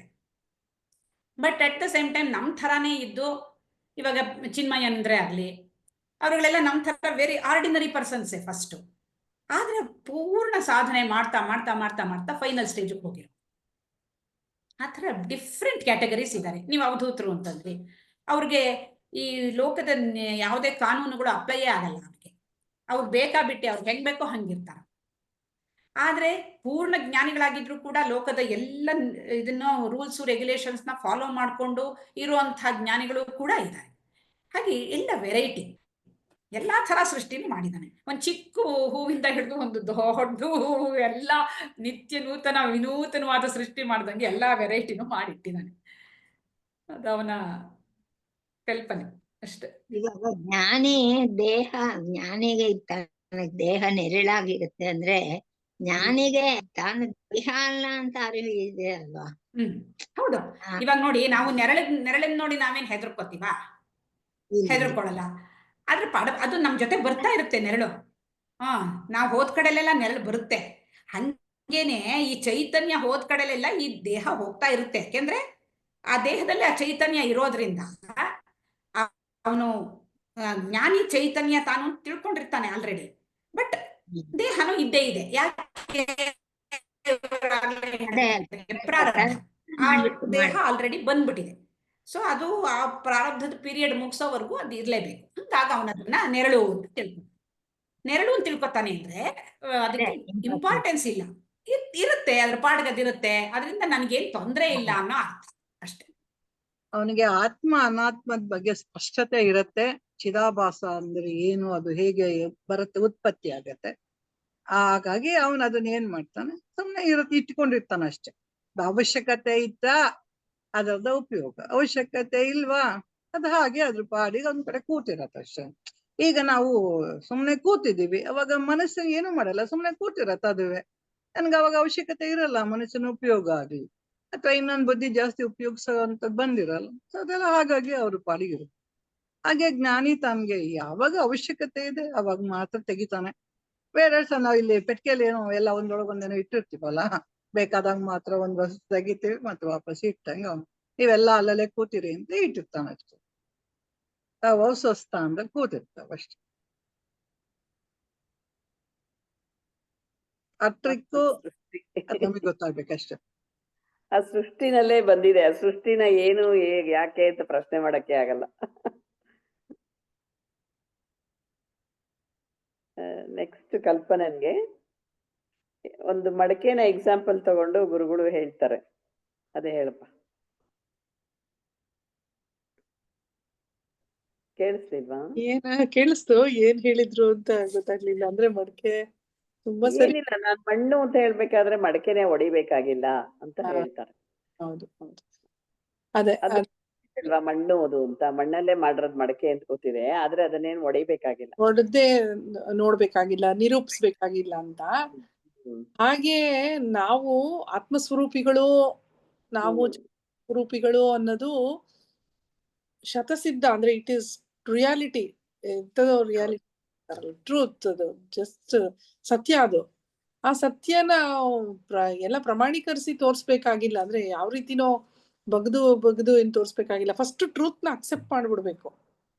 ದಟ್ ಈಸ್ ಟ್ರೂತ್, ನಿಜ. ಅಂದ್ರೆ ಕತ್ಲೆ ಸೂರ್ಯ ಬೆಳಕು ನೀರು ಅಂತ ಆ ರೀತಿ ಎಕ್ಸಿಸ್ಟ್ ಆಗ್ಬಿಟ್ಟಿದೆ ಅದು. It is ever existing. ನಮ್ಗೆ ನಾವೇನ್ ಮಾಡ್ತೀವಿ ಎಲ್ಲ ಫಸ್ಟ್ ದೇಹ. ಲಾಸ್ಟ್ ಟೈಮ್ ನಾವು ಜ್ಞಾನಬಿಂದುನಲ್ಲಿ ನನ್ಗೆ ಕ್ವಶನ್, ಅಂದ್ರೆ ಜನರಲ್ ಕ್ವಶನ್ ಕೇಳಿದ್ರು ಮೇಡಮ್, ವಾಣಿ ಮೇಡಮ್, ಏನು ತುಂಬಾ ಅಲ್ಟಿಮೇಟ್ ಒಂದೇ ಒಂದು ಪದದಲ್ಲಿ ಹೇಳ್ಬೇಕು ಅಂದ್ರೆ, ಅಲ್ಟಿಮೇಟ್ ವೇದಾಂತದ ಜ್ಞಾನದಲ್ಲಿ ಒಂದೇ ಒಂದು ಸೆಂಟೆನ್ಸ್ ಹೇಳ್ಬೇಕಂದ್ರೆ ಏನ್ ಹೇಳ್ತೀರಿ? ಏನ್ ಮಾಡಿದ್ರೆ ಒಂದು ಆಧ್ಯಾತ್ಮದ ಕಡೆಗೆ ಹೋಗ್ಬೋದು, ಅದನ್ನ ಇಂಪಾರ್ಟೆಂಟ್ ಅದು ಆಧ್ಯಾತ್ಮದಲ್ಲಿ ಯಾವ್ದು ಅಂತ ಯಾವ್ದು ವೈರಾಗ್ಯ ಅಂದ್ರೆ ಏನು ಅಂತ ಒಂದ್ ಸೆಂಟೆನ್ಸ್ ಅಲ್ಲಿ ಹೇಳಿ ಅಂತ ಅಂದ್ರು. ಮತ್ತೆ ಅವರೇ ಹೇಳಿದ್ರು ದೇಹ ಭಾವ ಹೋಗ್ಬೇಕು ಅಂತ.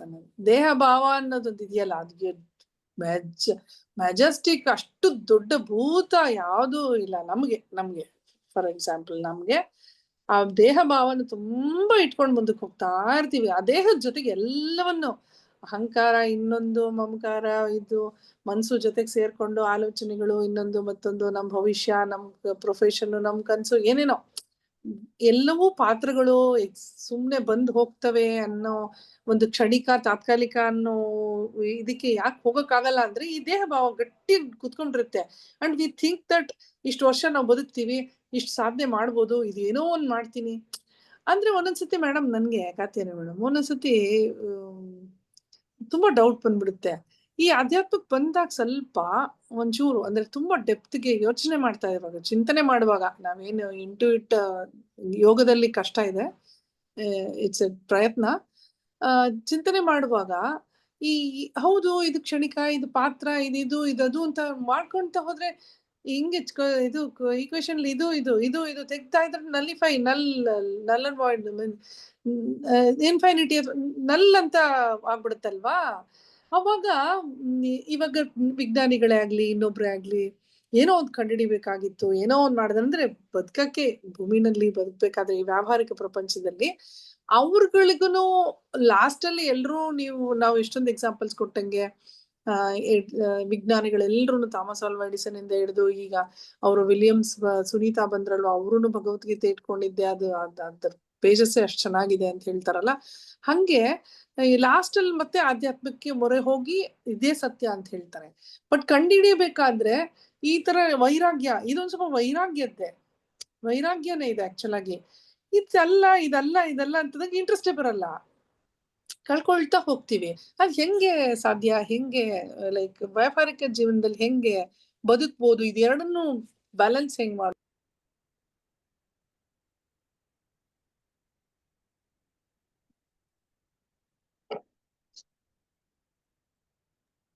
ನಂಗೆ ಕೊನೆಗೊಂಚೂರು ವೈರಾಗ್ಯ ಕೇಳಿಸ್ಲಿಲ್ಲ. ಯಾಕೆ?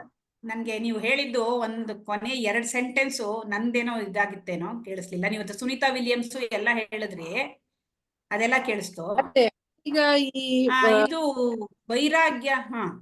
ಈ ಅನ್ವೇಷಣೆ ಹಾದಿನಲ್ಲಿ ಅಥವಾ ಒಂದು ಜೀವನದಲ್ಲಿ ಒಂದು ಗುರಿ ಏನಪ್ಪಾ ಅಂತಂದಾಗ, ಈಗ ನನ್ ಅಧ್ಯಾತ್ಮಕ್ಕೆ ಬಂದಿರುವಾಗ ಗುರಿ ಏನು ಅಂತಂದ್ರೆ ನಗು ಬರುತ್ತೆ. ಕ್ವಶನ್ ಏನ್ ಗುರಿ ಇದೆಯಪ್ಪ, ಏನಪ್ಪ ಪರಮಾತ್ಮ ಅಂತ ಕೇಳೋಂಗಾಗತ್ತೆ. ಮುಂಚೆಗೆಲ್ಲ ನಾವು ಒಂದ್ ಗುರಿ ಹೇಳ್ತಿದ್ವಿ, ನಾನು ಇದನ್ನೇನೋ ಆಗ್ಬೇಕು, ಇದು ಓದ್ಬೇಕು, ಇದೊಂದು ನರ್ಸಿಂಗ್ ಹೋಮ್ ಮಾಡ್ಬೇಕು, ಒಂದೇನೋ ಮಾಡ್ಬೇಕು, ಏನೋ ಒಂದು ಗುರಿಗಳು. ಈ ಗುರಿಗಳು ಬೇಕಾದ್ರೆ ಅಕಸ್ಮಾತ್ ಗುರಿಗಳು ಇಟ್ಕೊಂಡಾಗ ಈ ಆಧ್ಯಾತ್ಮಿಕ ಚಿಂತನೆ ಮಾಡ್ತಾ ಇದ್ದಾಗ ಈ ಆಸಕ್ತಿ ಸ್ವಲ್ಪ ಹೊಟ್ಟೋಗುತ್ತೆ ಅಂತ ಅನ್ಸುತ್ತೆ ಅಲ್ವಾ ಮೇಡಮ್? ಹೇಗೆ ಮತ್ತೆ ಎಲ್ರು ಹೇಗೆ ಮುಂದುವರಿಯೋದು ಅಥವಾ ಪ್ರಪಂಚದಲ್ಲಿ ಎವಾಲ್ವ್ ಆಗೋದು ಅಂತಾರಲ್ಲ, evolution is a theory, evolution is a law. ಹೇಗಾಗ್ತೋ ಇವಾಗ ನೀವು ಈಗ ದೊಡ್ಡವ್ರನ್ನೇ ತಗೊಳ್ಳಿ, ಅಂದ್ರೆ ತಗೊಳ್ಳಿ for example. Internet connection is unstable ಅಂತ ಬರ್ತಿದೆ, ಯಾವಾಗ ಕೇಳಲ್ವೋ ಹೇಳಿ. ಬ್ರೇಕ್ ಆಗ್ತಾ ಇದೆ ನಿಮ್ದು. ತಡೀರಿ, ನಾನು ವಿಡಿಯೋ ಆಫ್ ಮಾಡ್ಕೊಂಡು ನೋಡ್ತೀನಿ, ಸ್ವಲ್ಪ ಹೆಲ್ಪ್ ಆಗ್ಬೋದೇನು. ಈಗ ಕೇಳುತ್ತಾ? ಇವಾಗ ವಿವೇಕಾನಂದರು ಅವ್ರೇನಂದ್ರು, ಫಸ್ಟು ನಿರ್ವಿಕಲ್ಪ ಸಮಾಧಿ ಬಹಳ ಚೆನ್ನಾಗಿದೆ, ನಾನು ಅದ್ರಲ್ಲೇ ಕೂತ್ಕೊಂಡ್ಬಿಡ್ತೀನಿ ಅಂದ್ರು. ಅದಕ್ಕೆ ರಾಮಕೃಷ್ಣರು ಏನಂದ್ರು, ಅದ್ರದ್ದು ಬೀಗ ಹಾಕ್ಬಿಡ್ತೀನಿ ನಾನು ಇವಾಗ ನಿನಗೆ, ನೀನು ಲೋಕಕ್ಕೆ ಕೆಲಸ ಮಾಡಬೇಕು ಅಂತ ಅಂದ್ರು. ಹಂಗಂತ ಹೇಳಿ ಬೀಗ ಹಾಕ್ಬಿಡ್ತೀನಿ ಅಂತಂದ್ರೆ ಅವ್ರಿಗೆ ನಾಲೆಡ್ಜ್ ಇರ್ಲಿಲ್ಲ ಅಂತಲ್ಲ, ಯಾಕೆಂದ್ರೆ ಅವ್ರಿಗೆ ಆ ನಾಲೆಡ್ಜ್ ಇಲ್ಲದೆ ಹೋದ್ರೆ ಅಷ್ಟು ಜನರ ಮುಂದೆ ಅವ್ರು ಅಷ್ಟು ಪ್ರಭಾವಯುತವಾಗಿ ಮಾತಾಡಿ ಇಷ್ಟಿಷ್ಟು ಜನರನ್ನ ಇಷ್ಟು ವರ್ಷಗಳ ಕಾಲ ಇನ್ನೂ ಇನ್ಸ್ಪೈರ್ ಮಾಡ್ತಾನೆ ಇದಾರ ಅಲ್ವಾ. ವಿವೇಕಾನಂದರಿಗೆ ನಾವು ಈಗ್ಲೂ ಅವ್ರಿಲ್ದೆ ಹೋದ್ರು ಅವ್ರ ಮಾತುಗಳಿಂದ ಈಗ್ಲೂ ಇನ್ಸ್ಪೈರ್ ಆಗ್ತಾ ಇದೀವಿ. ಪ್ರತಿಯೊಬ್ಬ ಒಂದು ಯುವ ಜನತೆ ಎಷ್ಟು ಕೆಲಸ ಮಾಡ್ತಾ ಇದೆ. ಹಾಗಂತ ಹೇಳಿ ಅವ್ರಿಗೆ ಪ್ರತಿಯೊಂದು ಗೊತ್ತಿದ್ರು ಕೂಡ ಅದನ್ನೇ ಅಲ್ಲೇ ಮಿಸ್ಟೇಕ್ ಆಗೋದು. ಇದು ಒಂದು ನಿರಾಶಾವಾದ ಅಲ್ಲ, ಅಥವಾ ಇಲ್ಲಿ ಏನೋ ಒಂದು ಪೂರ್ಣ ತೃಪ್ತನಾದ. ಇವಾಗ ನಮ್ಮ ಗುರುಗಳನ್ನೇ ತಗೊಳ್ಳಿ, ನಮ್ಮ ಗುರುಗಳು ಯಾವತ್ತಪ್ಪ ಸುಮ್ಮನೆ ಕೂತಿದ್ದಾರೆ? ಅವರು ಒಂದಲ್ಲ ಒಂದು ಮಾಡ್ತಾನೆ ಇದ್ದಾರೆ. ಇವಾಗ ನೋಡಿ, ಆ ಸ್ಕೂಲ್ ಅವ್ರಿಗೆ ಏನ್ ಬೇಕಿತ್ತು? ಅವ್ರಿಗೆ ಅನಾವಶ್ಯಕ ಅದು ಅವ್ರಿಗೆ, ಯಾಕೆಂದ್ರೆ ಅವ್ರ ಮಕ್ಕಳು ದೊಡ್ಡವರಾಗ್ಬಿಟ್ಟಿದ್ದಾರೆ. ಅವ್ರಿಗೆ ಏನಂದ್ರೆ ಏನು ಯೂಸ್ ಇಲ್ಲ. ಅದ್ರಿಂದ ಯಾಕೆ ಮಾಡ್ತಾರೆ? ಲೋಕ ಕಲ್ಯಾಣದ ಕೆಲಸಗಳನ್ನ ಜ್ಞಾನಿಯಾದವನು ನಾವು ನಮ್ಮ ಸ್ವಾರ್ಥಕ್ಕೆ ಹೇಗೆ ಕೆಲಸ ಮಾಡ್ತೀವೋ ಹಾಗೆ ಮಾಡ್ತಾನೆ, ಅಥವಾ ಅದಕ್ಕಿಂತ ಹೆಚ್ಚು ಆಸಕ್ತಿಯಿಂದ ಮಾಡ್ತಾನೆ. ಈಗ ನಿಮ್ಗನ್ನಿಸ್ಬೋದು, ಈ ಹಂತಗಳಲ್ಲಿ ನಮ್ಗೆ ಕೆಲವು ಸರ್ತಿ ಈ ತರ ಡೌಟ್ಸ್ ಬರುತ್ತೆ. ಯಾಕೆಂದ್ರೆ ನಮ್ಗೊಂಥರ ಸಾಕು ಅನ್ಸುತ್ತೆ, ಆ ಕೆಲಸಗಳು ಒತ್ತಡ ಜಾಸ್ತಿ ಅನ್ಸುತ್ತೆ, ಅಯ್ಯೋ ಸುಮ್ಮನೆ ಕೂತ್ಕೊಂಡ್ಬಿಡೋಣಪ್ಪ ಅನ್ಸುತ್ತೆ ಅಲ್ವಾ. ಹಂಗಾಗಿ ನಿಮ್ಗೆ ಅಯ್ಯೋ ಇದೊಂಥರ ಎಲ್ಲೋ ಹೋಗ್ಬಿಡುತ್ತೆ, ಏನೋ ನಮ್ಗೆ ಇಂಟ್ರೆಸ್ಟೇ ಇಲ್ದಂಗೆ ಮಾಡ್ಬಿಡುತ್ತೆ. ಇದು ಏನ್ ಸಾಧನೆ ಮಾಡಿದ್ರೇನು, ಕೊನೆಗೆ ಎಲ್ಲರೂ ಬರೋದು ಅಲ್ಟಿಮೇಟ್ ರಿಯಾಲಿಟಿ ಕಂಡ್ಕೋಬೇಕು. ಅಲ್ಟಿಮೇಟ್ ರಿಯಾಲಿಟಿ ಏನು? ಪೂರ್ಣ ಶಾಂತಿ. ಹಂಗಂದ್ರೆ ಪೂರ್ಣ ಶಾಂತಿನಲ್ಲಿ ಸುಮ್ಮನೆ ಕೂತ್ರಾಯ್ತು, ಏನ್ ಸಾಧನೆ, ಏನ್ ಪ್ರಯೋಜನ? ಇದು ಎವ್ರಿ ಡೇ ಚೇಂಜ್ ಆಗ್ತಾ ಇದೆ ಪ್ರಪಂಚ ಅಂತ ನಮಗನ್ನಿಸ್ಬಹುದು. ಅದ್ರದ್ದು ಆ ತರಹ ಅಲ್ಲ. ಆ ಫೈನಲ್ ಹಂತಕ್ಕೆ ಹೋಗಕ್ ಮುಂಚೆ ಸಾಕಷ್ಟು ಈ ರೀತಿಯ ಒಂದು ಆಲೋಚನೆಗಳು ಅದೆಲ್ಲ ಬರಲ್ಲ ಅಂತ. ಆಮೇಲೆ ಇನ್ನೂ ಒಂದು, ಇಲ್ಲಿ ಆಯಾ ವ್ಯಕ್ತಿಯ ಒಂದು ಸಂಸ್ಕಾರದ ಮೇಲೂ ಡಿಪೆಂಡ್ ಆಗುತ್ತೆ. ಈಗ ಫಾರ್ ಎಕ್ಸಾಂಪಲ್ ರಮಣ ಮಹರ್ಷಿಗಳು ಒಂದ್ ಕಡೆ ಕೂತಿದ್ರು, ಬಟ್ ಈವನ್ ದೆನ್ ಅವ್ರು ಒಂದೇ ಕಡೆ ಕೂತಿದ್ರು, ಆ ಊರ್ ಬಿಟ್ಟು ಕದಲ್ದೆ ಹೋದ್ರು, ಅವ್ರೇನು ಯಾರು ಬೇಡ ಏನು ಬೇಡ ಅಂತೇನು ಕೂತಿರ್ಲಿಲ್ಲ. ಅವ್ರು ಸಾಕಷ್ಟು ರೀತಿಯಲ್ಲಿ ಜನರಿಗೆ ವಿವರಿಸಿ ಹೇಳ್ತಾನೆ ಇದ್ರು, ನೀನ್ ಕಂಡ್ಕೋ. ಯಾಕೆ ಹೇಳ್ಬೇಕಾಗಿತ್ತು? ಅವರು ಹೇಳೋ ಅವಶ್ಯಕತೆ ಏನಿರ್ಲಿಲ್ಲ, ಅವ್ರಿಗೆಲ್ಲ ಸಿಕ್ಕಿತ್ತು. ಅವ್ರ ಪಾಡ್ಗವ್ರು ಇರ್ಬೋದಾಗಿತ್ತು. ಅವ್ರ ಪಾಡ್ಗವ್ರು ಇರುವಂಥವ್ರು ಕೆಲವರಿದ್ದಾರೆ, ಇಲ್ಲ ಅಂತಲ್ಲ. ಇಟ್ ಅಗೇನ್ ಡಿಪೆಂಡ್ಸ್ ಅವರ ಸಂಸ್ಕಾರದ ಮೇಲೆ, ಅವರ ಪ್ರಾರಬ್ಧ ಕರ್ಮದ ಮೇಲೆ. ಕೆಲವರು ಸುಮ್ಮನೆ ಕೂತ್ಕೊಳ್ಳುವಂಥವ್ರು ಇದ್ದಾರೆ. ಆದ್ರೆ ಇದು ಏನೋ ಅಯ್ಯೋ ಬಿಡು, ಏನ್ ಕಂಡು ಹಿಡಿದ್ರೆ ಏನೋ, ಏನ್ ಮಾಡಿದ್ರೆ ಏನು, ಇಷ್ಟೇ ತಾನೇ ಅನ್ನೋ ಒಂದು ನಿರಾಶೆ ಅಥವಾ ಆ ರೀತಿ ಇದು ವೈರಾಗ್ಯ ಅಂತ ಅನ್ಸ್ಕೊಳ್ಳಲ್ಲ. ಅದು ವೈರಾಗ್ಯ ಅಂತ ಅನ್ಸ್ಕೊಳ್ಳೋದು ಇಲ್ಲ. ಅದು ಆ ರೀತಿ ಭಾವನೆ ಖಂಡಿತ ಇರಲ್ಲ. ಯಾವ ವ್ಯಕ್ತಿ ಅವನು ಪೂರ್ಣವಾಗಿ ತನ್ನನ್ನು ತಾನು ಕಂಡ್ಕೊಳ್ತಾನೋ, ಬುದ್ಧನಿಗೆ ಎಂಥ ಒಂದು ಅಲ್ಲೋಲ ಕಲ್ಲೋಲವಾದ ಪರಿಸ್ಥಿತಿಯಲ್ಲಿ ಹೋಗಿ ಅವನಿಗೆ ಜ್ಞಾನ ಪಡ್ಕೊಂಡ್ಮೇಲೆ ಅವನು 40 ವರ್ಷಗಳ ಕಾಲ ಸತತವಾಗಿ ಯಾಕೆ ಬೋಧನೆ ಮಾಡ್ದ? ಯಾಕೆ ಎಲ್ರನ್ನೂ ಬನ್ನಿ ಅಂತ ಹೋಗಿ ಅವ್ರ ಮನೆಗಳ ಹತ್ರ ಹೋಗಿ, ಎಲ್ಲಾರ ಹತ್ರ ಹೋಗಿ, ಆರ್ಡಿನರಿ ರೈತನ ಹತ್ರ ಹೋಗಿ ಅವನಿಗೇನ್ ಬೇಕಿತ್ತು? ಅವನು ಪೂರ್ಣ ಶಾಂತಿಯನ್ನು ಕಂಡ್ಕೊಂಡ್ಬಿಟ್ಟಿದ್ದ. ಅವನು ಮಾಡುವಂಥದ್ದು ಏನೂ ಇರಲಿಲ್ಲ. ಆದ್ರೆ ಅಲ್ಲಿ ಏನಾಗುತ್ತೆ ಅಂದ್ರೆ ಆ ಜ್ಞಾನಿನ ಆ ಈಶ್ವರನೇ ಆಗಿರ್ತಾನ ಅವನು ಜ್ಞಾನಿ. ಈಶ್ವರ ಜ್ಞಾನಿಯನ್ನ ಆ ಹಂತಕ್ಕೆ ತಲುಪಿಸಿದ ಮೇಲೆ ಅವನನ್ನ ಸುಮ್ಮನೆ ಇರಕ್ ಬಿಡಲ್ಲ. ಅವನಿಗೆ ಈ ಎಲ್ಲ ಕೆಲಸಗಳನ್ನ ಕೊಡ್ತಾನೆ. ಅದು ಆ ದೇಹದ ಮೂಲಕ ಎಲ್ಲ ನಡೆಯುತ್ತೆ. ಅದು ಸಂತೋಷವಾಗಿ ನಡೆಯುತ್ತೆ ಹೊರತು ಏನೋ ಮಾಡ್ಬೇಕಪ್ಪ ಇರೋ ತನಕ ಅಂತ ಮಾಡಲ್ಲ. ನಮ್ ಗುರುಗಳು ಮಾಡೋದ್ರಲ್ಲಿ 1% ಮಾಡ್ತೀವ ನಾವು. ಎಷ್ಟು ಆಕ್ಟಿವ್ ಆಗಿ ಪ್ರತಿಯೊಂದಕ್ಕೂ ಹೋಗಿ ಹೋಗಿ ಹೋಗಿ ಎಷ್ಟು ಆ ಸ್ಕೂಲ್ಗೆ ಏನೇನ್ ಬೇಕು ಅದೆಲ್ಲ ತಿಳ್ಕೊಂಡು ಮಾಡ್ಕೊಂಡು ಇಮ್ಯಾಜಿನ್ ಮಾಡಕ್ಕೆ ಈ ವಯಸ್ಸಲ್ಲಿ ಆರ್ಟಿಫಿಷಿಯಲ್ ಇಂಟೆಲಿಜೆನ್ಸ್ ಅದನ್ನೆಲ್ಲ ಕಲ್ತ್ಕೊಂಡು ಅವರಿಗೆ ಯಾವ ಅವಶ್ಯಕತೆಯೂ ಇಲ್ಲ. ಹಾಗಂತ ಇಲ್ಲಿ ಯಾವುದೇ ಒಂದು ವೈರಾಗ್ಯ ಅಂತಂದ್ರೆ ಆ ರೀತಿ ಅನ್ಕೊಳ್ಳಬೇಡಿ. ನಮಗ್ ಅಫ್ಕೋರ್ಸ್ ಈ ಹಂತದಲ್ಲಿ 108 ಬರುತ್ತೆ. ಯಾಕೆಂದ್ರೆ ನಾವಿನ್ನೂ ತುಂಬಾ ಗೊಂದಲದಲ್ಲಿ ಇರ್ತೀವಿ. ಅಯ್ಯೋ ಬೇಡಪ್ಪ ಸಾಕು, ಸುಮ್ಮನೆ ಇದ್ಬಿಡೋಣ, ಏನು ಬೇಡ ಅಂತ ಅನ್ಸುತ್ತೆ. ಆ ಥರ ಇಲ್ಲ. ಡೆಫಿನೆಟ್ಲಿ ಇದು ಈ ಲೋಕವನ್ನ ಮುನ್ನಡೆಸುವಂಥ ಒಂದು ಜವಾಬ್ದಾರಿ ಜ್ಞಾನಿಗೆ ಇರುತ್ತೆ. ಹಂಗಾಗಿ ಅವನ ಅದನ್ನ ಅತ್ಯಂತ ಸಂತೋಷವಾಗಿ ಮಾಡ್ತಾನೆ ಆ ಕೆಲಸನ. ಈಗ ಕಲ್ಪನಾ ಅವರು ನರ್ಸಿಂಗ್ ಹೋಮು ಓಪನ್ ಮಾಡ್ಬೋದು, ಏನ್ ಪ್ರಾಬ್ಲಮ್ ಏನಿಲ್ಲ. ನಾವುಗಳೆಲ್ಲ ಬರ್ತೀವಿ, ಎಲ್ಲ ಸೀನಿಯರ್ ಸಿಟಿಜನ್ಸ್ ಇದ್ದೀವಿ. ಸರ್ ಆರೋಗ್ಯ ಪೀಡಿಯಾಟ್ರಿಷಿಯನ್ ನರ್ಸಿಂಗ್ ಹೋಮ್ ಮಾಡಬೇಕು.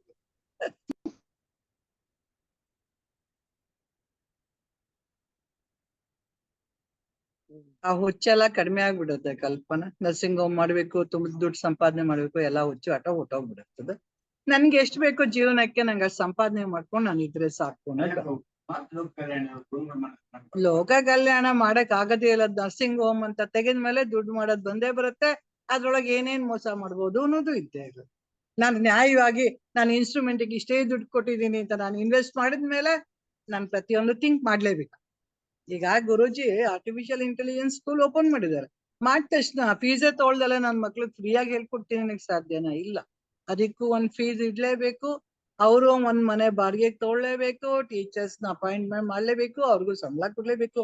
ಯಾರು ಬಂದ್ ಫ್ರೀಯಾಗಿ ಕೆಲಸ ಮಾಡಲ್ಲ. ಅವೆಲ್ಲ ಸಾಕಷ್ಟು ತಲೆನೋವು 1 by 1 ಇದ್ದೇ ಇರ್ತಾರೆ. ಜೊತೆಗೆ ಅವರೆಲ್ಲ ಯೋಚನೆ ಮಾಡಿರ್ತಾರೆ. ಅವೆಲ್ಲ ಯೋಚನೆ ಅಂತಲ್ಲ ಅಲ್ಲ, ಅದಿರುತ್ತೆ. ಹಾಗಂತ ಹೇಳಿ ಅಲ್ಲಿ ಸ್ವಾರ್ಥತೆ ಅನ್ನೋ ಇರುತ್ತೆ ಅಂತಲ್ಲ. ಅದು ಇಲ್ಲ ಸ್ವಾರ್ಥತೆ ಲಾರ್ಜರ್ ಸ್ಕೇಲ್ ನಲ್ಲಿ ಮಾಡ್ಬೇಕಾದ್ರೆ ದುಡ್ಡು ಅನ್ನೋದು ಮೊದಲು ಬರಕ್ ಶುರು ಆಗ್ಬಿಡತ್ತೆ.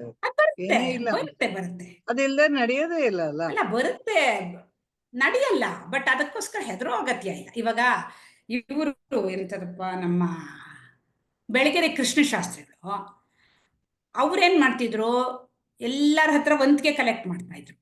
ವಂತಿಗೆ ಕಲೆಕ್ಟ್ ಮಾಡಿಬಿಟ್ಟು ಪ್ರತಿ ಊರಲ್ಲೂ ಒಂದು ಸ್ಕೂಲು, ಒಂದು ಆಸ್ಪತ್ರೆ ಕಟ್ಟಡ, ಒಂದು ಶಾಲಾ ಕಟ್ಟಡ, ಒಂದು ಆಸ್ಪತ್ರೆ ಕಟ್ಟಡ, ಅಲ್ಲಿ ಶ್ರಮದಾನ ಪ್ರತಿಯೊಬ್ರು ಬಂದು ಕೆಲಸನೂ ಮಾಡ್ಬೇಕು. ಇವರು ಹೋಗಿ ಕೆಲಸ ಮಾಡ್ತಾರೆ, ಇವ್ರ ಸಂಬಳದ ಒಂದಷ್ಟು ಭಾಗ ಕೊಟ್ಬಿಡ್ತಾರೆ.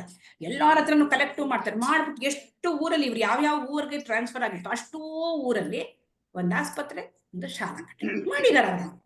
ಅದಂತ ಹಂಗಂತ ದುಡ್ಡು ಇನ್ವಾಲ್ವ್ ಆಗುತ್ತೆ ಮಾತ್ರಕ್ಕೆ, ದುಡ್ಡು ಬಂತು ಮಾತ್ರಕ್ಕೆ ಅವ್ರೇನ್ ಇಟ್ಕೋತಾ ಇರ್ಲಿಲ್ಲ. ಬೇರೆ ಬೇರೆ ರೂಪದಲ್ಲಿ ನಾನು ನರ್ಸಿಂಗ್ ಹೋಮ್ ಅಂತ ಬಂದಾಗ ಬೆಂಗಳೂರಲ್ಲಿ ನರ್ಸಿಂಗ್ ಹೋಮ್ ಕತೆ ಏನು ಅಂತ ಅಷ್ಟೇ, ನರ್ಸಿಂಗ್ ಹೋಮ್ ಅಂದಾಗ ಹೇಳಿದಷ್ಟೇ ಬೆಂಗಳೂರು ನರ್ಸಿಂಗ್ ಹೋಮ್. ಯಾಕೆಂದ್ರೆ ಕಲ್ಪನಾ ಅವರಂತ ನಿಸ್ವಾರ್ಥಿ ಖಂಡಿತವಾಗ್ಲೂ ಒಳ್ಳೆ ನರ್ಸಿಂಗ್ ಹೋಮ್ ಮಾಡಿ ಬೇಕಾದಷ್ಟು ಜನಕ್ಕೆ ಸಹಾಯ ಮಾಡುವಂತಹದ್ದು ಆಗೋ ಚಾನ್ಸಸ್ ತುಂಬಾ ಇದೆ. ಖಂಡಿತ ಆಗ್ಬೋದು. ಅದು ಆ ಥರ ಏನು ಅನ್ಕೊಳ್ಳೋದು ಬೇಡ. ಓಕೆ, ಮುಂದುವರಿಲಿ. ಅಂದ್ರೆ ಇದ್ರಲ್ಲಿ ಏನಂದ್ರೆ ಒಂದ್ ಮಡಕೆದ ಎಕ್ಸಾಂಪಲ್ ಅಲ್ಲಿ ಮಣ್ಣು ಅಂತ ಸಪ್ರೇಟ್ ಆಗಿ ಗೊತ್ತಾಗ್ಬೇಕಾಗಿಲ್ಲ ಅಂತ. ಹಾಗೇನೆ ಜ್ಞಾನಿ ಕೂಡ ಆತ್ಮ ಅನ್ನೋದು ಅವನ್ಗೆ ಚೆನ್ನಾಗೇನೆ ಅವನು ಇದ್ರಲ್ಲೇ ಇರುತ್ತೆ, ಕಣದಲ್ಲಿ ಅವನಿಗೆ ಗೊತ್ತಿರುತ್ತೆ. ಅವನಿಗೇನ್ ಮರವಿನ ಕಾಯಿಲೆ ಬಂದಿಲ್ಲ ಅಂತ ಕೂಡ ಗುರುಗಳು ಹೇಳ್ತಾರೆ. ಅವನಿಗೆ ಶುದ್ಧವಾದ ಜ್ಞಾನ ಇರ್ತದೆ, ದೇಹ ಮನಸ್ಸು ಬುದ್ಧಿ ನಾನಲ್ಲ ಅಂತ. ಆಮೇಲೆ ಅದನ್ನ ಇದೊಂದು ಚೆನ್ನಾಗಿ ಹೇಳ್ತಾರೆ. ಈ ಮಡಿಕೆ ಒಳಗಡೆ ಇರೋ ಆಕಾಶ, ಹೊರಗಡೆ ಇರೋ ಆಕಾಶ ಎರಡು ಒಂದೇ ಅನ್ನೋದಕ್ಕೆ ಈ ಶರೀರದೊಳಗಡೆ ಇರೋ ಆತ್ಮ ಮತ್ತೆ ಸರ್ವವ್ಯಾಪಿ ಆತ್ಮ ಅನ್ನೋ ಒಂದು ಅಂಶನ ಆ ಒಂದು ಎಕ್ಸಾಂಪಲ್ ಕೊಟ್ಟು ಹೇಳ್ತಾರೆ. ನೆಕ್ಸ್ಟ್ ಶ್ರೀನಿವಾಸ ಮೂರ್ತಿಯವ್ರು ಕೇಳೋಣ. ಆತ್ಮಜ್ಞಾನ ಸದಾಕಾಲ ನೆನ್ಪಿಟ್ಕೊಳ್ಬೇಕಾ ಅಂತ ಗುರುಗಳು ಕೇಳ್ತಾರಪ್ಪ. ಶ್ರೀನಿವಾಸ ಮೂರ್ತಿ ಅವ್ರಿಗೆ ಏನ್ ಮೇಡಮ್? ಆತ್ಮಜ್ಞಾನ ಸದಾಕಾಲ ನೆನ್ಪಿಟ್ಕೋಬೇಕಾ ಅಂತ ಕೇಳ್ತಾ ಇದ್ದಾರೆ ಗುರುಗಳು. ಹೌದೌದು, ನಾನು ಹೆಂಗಸು ಅಂತ ಸದಾ ಜ್ಞಾಪಕ ಇಟ್ಕೋಬೇಕು ಅಂದ್ರೆ ಆತ್ಮಜ್ಞಾನ ಸದಾ ಜ್ಞಾಪಕ ಇಡಬೇಕು. ನಾನು ಹೆಂಗಸು ಅಂತ ನಂಗೆ ಚೆನ್ನಾಗಿ ಗೊತ್ತಾಗ್ಬಿಟ್ಮೇಲೆ ಹೇಗೆ ನಾನು ಜ್ಞಾಪಿಸ್ಕೊಡಲ್ವೋ, ನಾನು ಗಂಡಸು ಅಂತ ಹೇಗೆ ನಾನು ಜ್ಞಾಪಿಸ್ಕೊಂಡಲ್ವೋ, ಅದೇ ರೀತಿ ಸರಿಯಾಗಿ ನಾನು ಆತ್ಮಸ್ವರೂಪಿ ಅಂತ ತಿಳ್ಕೊಂಡ್ಮೇಲೆ ಸದಾಕಾಲ ಅದನ್ನು ನೆನೆಸ್ಕೊಳ್ಳುವಂತ ಒಂದು ಅವಶ್ಯಕತೆ ಇಲ್ಲ. ಸೊ ಅಂತ ಗುರುಗಳು ಇದನ್ನೇ ಹೇಳಿದ್ದಾರೆ. ನೀವೇನ್ರಿ ಯಾರು ಹೆಂಗಸು ಗಂಡಸು ಅಂತ ಒಂದೊಂದ್ಸಲ ಯೋಚನೆ ಮಾಡ್ತೀರೇನ್ರಿ, ಅದು ಹೆಂಗೆ ಫ್ಲಾಶ್ ಆಗುತ್ತೋ ಅದೇ ರೀತಿ ನೀವು ಖಚಿತವಾಗಿ ನಾನು ಚೈತನ್ಯ ಸ್ವರೂಪಿ ಆತ್ಮಸ್ವರೂಪಿ ಅಂತ ನೀವು ತಿಳಿದಾಗ ನೀವು ಅದಾಗದೆ ಅದು ಗೊತ್ತಾಗುತ್ತೆ. ಅದು ಏನು ಅಂದರೆ ಯಾರಿಗೇನು ತೋರಿಸ್ಕೊಳ್ಳೋಕ್ಕಲ್ಲ, ಅದು ನಮ್ಮ ಅರಿವಿನಕ್ಕೋಸ್ಕರ ಇಂಥ ಸತ್ಸಂಗ ಅಂತಗಳಲ್ಲಿ ಮಾತ್ರ ಇದು ಹಂಚ್ಕೋಬೋದು. ಬೇರೆ ಕಡೆ ಹೋಗಿ ನಾನು ಆತ್ಮಸ್ವರೂಪಿ ಅಂದರೆ ಅವ್ರು ನಗ್ತಾರೆ ಅಲ್ವಾ. ಸೊ ಅದು ಅವಶ್ಯಕತೆ ಇಲ್ಲ. ಸೊ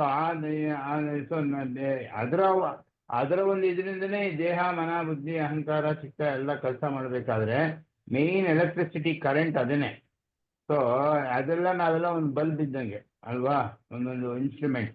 ನೀವು ಫ್ಯಾನು, ನಾನು ಬಲ್ಬು, ಇನ್ನೊಬ್ರು ಹೀಗೆ ಫ್ರಿಡ್ಜು ಅನ್ನೋ ಥರ. ಬಟ್ ಯಾರೇ ನೋಡೋದಕ್ಕೆ ಬೇರೆ ಬೇರೆ ರೂಪಗಳು ಕಾಣಿಸಿದ್ರು ಇರೋ ಒಂದು ಚೈತನ್ಯ ಸ್ವರೂಪಿ ಅನ್ನೋದು ಆತ್ಮಸ್ವರೂಪಿ ಅನ್ನೋದು ಅಲ್ಲಿ ಇಲ್ಲದೇ ಇದ್ರೆ ಯಾವುದು ಉಪಾಧಿಗಳು ಕೆಲಸ ಮಾಡಲ್ಲ ಅನ್ನೋ ಒಂದು ಅರಿವು ತಿಳಿದಾಗ ಅವನು ಕ್ಲಾರಿಟಿ ಬಂದು ಸದಾ ಚೈತನ್ಯ ಸ್ವರೂಪಿ ಅಂತ ಮಾಡಿ ಅವನು ಯಾವಾಗ ಏನು ಮಾಡ್ತಾನೆ, ಅವಾಗ ತನ್ನ ಬುದ್ಧಿಯನ್ನು ಬಹಳ ವಿವೇಕದಿಂದ ಉಪಯೋಗ ಮಾಡಿ ಯಾವುದು ಸತ್ಯ ವಸ್ತು, ಯಾವುದು ಅನಿತ್ಯ, ಯಾವುದು ಇದು ಅಂತ ಹೇಳಿ ಸದಾಕಾಲ ಆ ಒಂದು ಧರ್ಮ ಮಾರ್ಗದಲ್ಲಿ ನಡೆದು ಆ ಒಂದು ಹಂತದಲ್ಲಿ ಇರ್ತಾನೆ ಅಂತ ತಿಳಿಸಿದ್ದಾರೆ ಅನ್ಸುತ್ತೆ. ಅಷ್ಟೇ ಅನ್ಸುತ್ತೆ ನಮ್ಗೆ ಗೊತ್ತಿರೋದು ಮೇಡಮ್.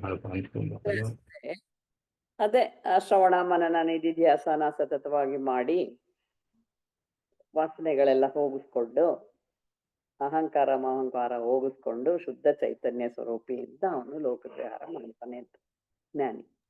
ಏನೇ ವಾಸನೆ ಹೋದ್ರು ನಮ್ಗನ್ಕೋ ಪಕೋಡ ವಾಸನೆ ಹೋಗೋದೇ ಇಲ್ಲ ಮೇಡಮ್. Problem madam.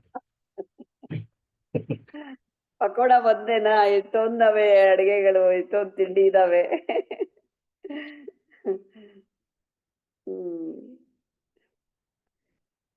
ಆಮೇಲೆ ನೆಕ್ಸ್ಟ್ ಶ್ಲೋಕ ಇವ್ರಿಗೆ ಉಮಾ ಅವ್ರಿಗೆ ಬಹುಶಃ ಬರ್ಬೋದೇನೋ. ಅತೀತ ಅನುಸಂಧಾನಂ ಅಂತ.